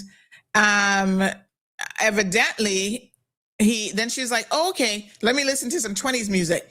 If you heard the songs from the 20s and 30s, let me tell you something. The vulgarity, they wasn't hiding nothing. There was no standards back then on what could be played on, because they weren't really playing on the radio, but these were like songs in clubs and whatever. They were straight up using the P word, the D word, the everything. And I'm like, do people not know music history of these old songs? Because I thought, although it was a comedic, let me tell y'all something. Although it was a comedic reference here, it was actually real songs. And so when the guy was like, when his daughter's like, okay, well, I'll play this song from the 30s. At the end, he's like, you know what? Go back to playing your modern day songs. Because those songs were the epitome of vulgarity. Like, grab you by the pom pom was nothing to them. So what I will say is, certainly depending on the type of history or music that you like, even Caribbean music, I'm talking about Sandra, give me a piece of your Julie Mango and all kind of thing. What y'all think they're talking about? There's always been, some of it is more overt than others, but there's always been a degree of vulgarness if that's the kind of music you're into. You get to pick and choose. Right? So all the twerking and the jerking and whatever, that are nothing new. But if you're not into that kind of music, if you want your good old time gospel songs, then you have the freedom to listen to your good old time gospel music. The young people are going to be attracted to different types of music, yes? What are you going to do? Right? Everybody likes a different vibe when it comes to music. So, I'm just like, look, does Kid Rock epitomize your Christian values? I hope to God not. Have y'all looked at him? He looks like he's drunk 24/7. Let's talk about some of his. Okay, you guys put him on a Christian television network promoting values-based patriotic event being highlined by Kid Rock. Okay? His body of work has never had any Christian messaging in it. Let's talk about the facts. He has done songs like Balls in Your Mouth. What kind of balls? They wasn't pickleballs, honey, child. I'm just saying. Balls in Your Mouth. Cruising through town in my jacked up truck. Eyes open because I'm scoping for a big blinkety blink. Big butt SLUT. Fill it in. Okay? And have her suck my fill in the blank D word and put my balls in her mouth. That's from American Badass. The song is called I'm American Badass. Okay? Y'all need to go listen to the lyrics because I'm even embarrassed to listen to these lyrics. You can suck my blinkety blink. I'm a porno flick. I'm like Amazing Grace. Hear his lyrics now. Pay attention. Pay attention, y'all so-called Christians. I'm gonna blank some toes after I rock this place. These lyrics aren't obscure. They are mainstream, publicly available, and representative of a catalog that has now been elevated as faith adjacent. Y'all Christians need to pause and recognize that what is happening here is you guys have a level of hate. You would rather take a white country hick selling about putting his balls in somebody's mouth and them sucking his privates very, very blatantly in his lyrics than poor Bad Bunny. I think Jesus said it best in John 18:36. He says, my kingdom is not of this world. Matthew 6:24. Y'all want to hear some gospel this morning?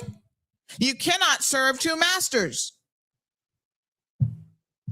So y'all want to take Christianity and dress it up as patriotism and advance your political agendas while standards are quietly being abandoned because someone is useful. If you look at scripture, since y'all want to claim that you're Christian, Trump, the man already telling y'all he's not even getting into heaven because he knows what a friggin' devil he is. Right? The scripture calls this hypocrisy. What did Jesus said in Luke 12:1?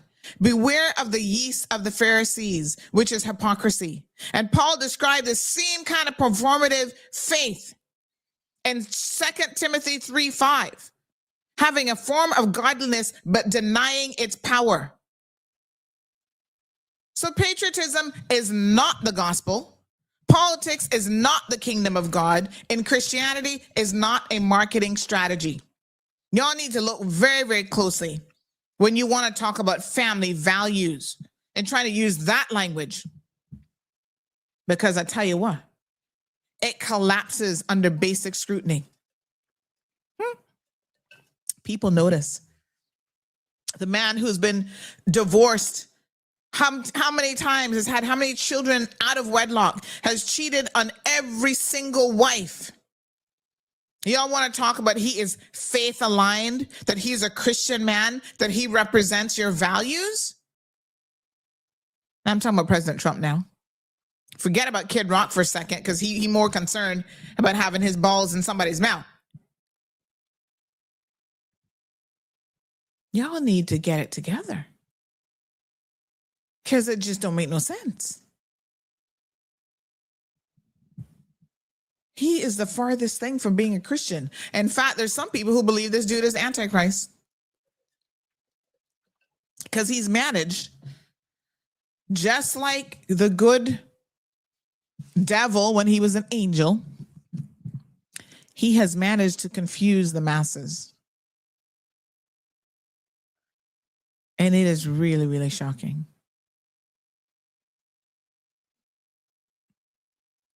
But there you go. That's what y'all are supporting. That's what you're in favor of. What a hot mess. By the way, speaking of concerts and languages we do not understand, I am planning to go see, what's her friend's name? Pavarotti? No. Hold on. I was just going to get my tickets. Let me tell you. Hold on. I'm paying for my tickets today. And he's going to be performing in Italian. I don't speak a lick of Italian. Just for the record, I will not be understanding a single word that he has to say. But one thing I know, this is Bocelli. My apologies. Andrea Bocelli. I'm going to go see him for his 30th anniversary performance. Cayman Airways, hook me up with some tickets. His Romanza 30th anniversary world tour. I will be there watching, and I'm not going to understand a single word that he has to say, and still I'm going to enjoy every single minute of it. I am going to love it. And it'll be just fine. I'm just saying. As a matter of fact, let me go tick off my little tickets right now. Yep, won't be understanding anything, but it's going to be an amazing concert, and I'm going to love it. Lord Jesus. CJ says, my comment is answering CL, whoever that person is, trying to defend Kid Rock's song with what he sang. It's just ridiculous, CJ Cooper. K-Man Maryland says, pow. Give it a kaboom, honey chan. Alfred Real says, Julie Mango. I prefer Nam Duck, to be honest. Two wrongs don't make a right, says Tartarian. No, two wrongs don't make a right. But when you have wrong that is in your face, and those same people refusing to acknowledge it, refusing because it does not fit their agenda and it does not fit their position. This isn't about two wrongs don't make a right. This is about how they will ignore and rewrite history to suit their convenience. That's what that's about. I don't even know who her name is Lucille Bogan, sang very vulgar songs, quite shocking to say the least. I don't know who she is, but I bet you she's probably from the 1920s era, 1930s. CS says at his private halftime show, he was allowed to perform it as he wanted. My God, y'all just make up any kind of shit when you're ready. By the way, Bad Bunny was so amazing that even at President Trump's party, guess what they were playing? They weren't playing Kid Rock. Nobody wanted to see that shit. Lip syncing, can't even sing. They were actually playing Bad Bunny. Isn't that ironic? Now that is where you're like, bop, bop. That's amazing. That's what his white friends wanted to see. They wanted to see how to do some twerking, child. Because the next time they go to a party, they might want to learn how to do a little something, something. Alfred said, for the Christian hypocrites, I know your works, that you are neither cold nor hot. Yes. Tell them, honey child. Give them some scripture. I could wish you were cold or hot. So then, because you are lukewarm and neither cold nor hot, I will vomit, spew you out of my mouth. Revelations 3:15 through 16. What a hot mess. Christine Koch says, tell them to listen to the Pussycat song from back in the days. Child, I'm telling you, some of these songs, like I said, I gotta find that one video because it like did a whole bunch of them together and it was so impactful. I was like, what the hell am I listening to here? Lord Jesus. I'm gonna find that video again because I really should have saved it because I was like, Rasclot, what is? Oh my God. Anyway, y'all need to get over it.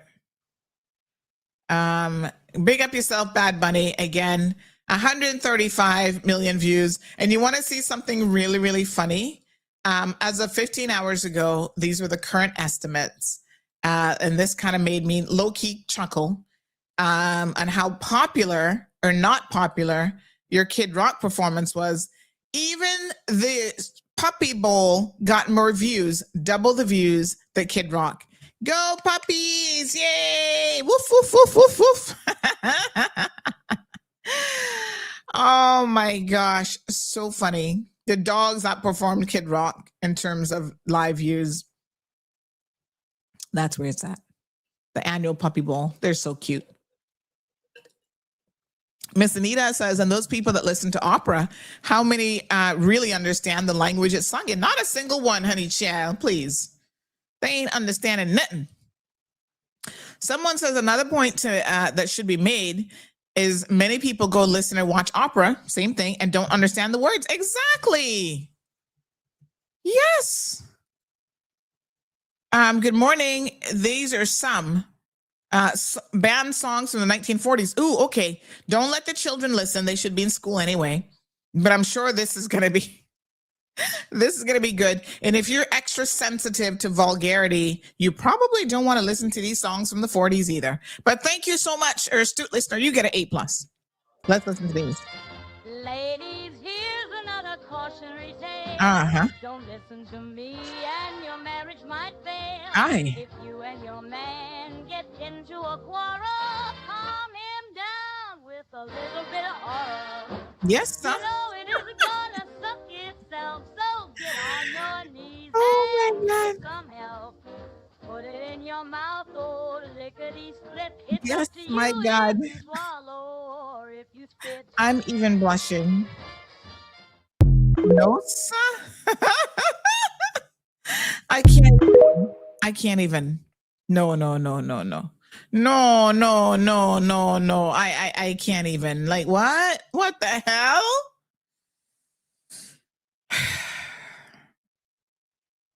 Lord Jesus, take the wheel. And they were not that uncommon. I'm just saying. So y'all will be just fine. The beauty of it is you can choose, pick, and refuse. If you don't want to listen to it, then you ain't got to listen to it. It's as simple as that, right? I was even blushing listening to that one. I was like, what? You got to give your man oral to keep him happy? Oh my God. What the hell is this woman saying? Lord Jesus. Y'all be just fine though. Because you just don't listen. If you don't want to watch Bad Bunny, just don't watch it. Go watch stupid Kid Rock who can't sing and who's lip syncing like a damn fool. Did y'all see the people trying to dance at the Kid Rock performance? Lord, y'all can't dance either. Y'all ain't got no rhythm. You look like a bunch of idiots. You're like Trump. That's the best he can do. I'm like, what the hell? Sophia said, that's the half, Sandy. Hello. I gotta find that video and play it one of these days, because when I tell you that was next level, I'm not joking. Mm-hmm. Yep. Anywho, oh my goodness, my apologies. I'm gonna go because I've got some appointments and stuff today. Gigi's got to go to the eye doctor because look like she's been squinting a little bit. Lord Jesus. So we might have to get her sorted out with some specs. This one says, vulgarity and vanity. Thy name is felon Donald Trump. Ooh, let's read this one. Oh. Oh. Oh my gosh. Interesting. Anyway, I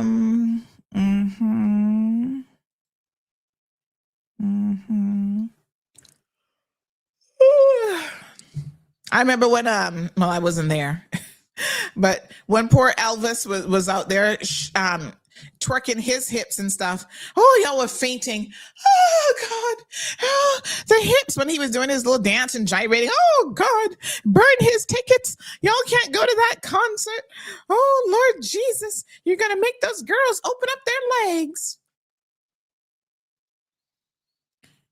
Yeah, okay. I think they were already doing that, but all right. Y'all were just pretending. What a hot mess. Michael Jackson, he been gyrating for years, grabbing his manhood too. I like when during that Pierce Morgan interview. Oh, he was grabbing like the way I can't really. Were you complaining when Elvis was doing it?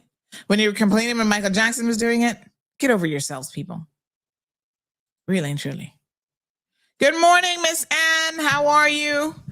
All right, beautiful people. That's all I got. I was supposed to be in court this week. I was supposed to have that one trial start, but as is typical, it got put off. So I don't even stress myself about these things anymore. I just show up whenever they tell me to show up. So I'll let you guys know when the date is reset for. I think we're supposed to have one trial this week, and then the other one later in the month. I'm supposed to make my first appearance. So I'll let you know when that happens. And yeah, whatever. We just go with the flow around here, honey child. We'll be winning the two of them to praise the Lord and hallelujah. We'll be naming that, claiming it and naming it. And I'll let you guys know when I drop my lawsuit on their backsides. And yeah, that's about it. So somebody sent me a video asking me to help locate this person selling goods illegally, coming from Jamaica to disrespect her local community by talking down on us when no one forced him to jump on a plane to come here.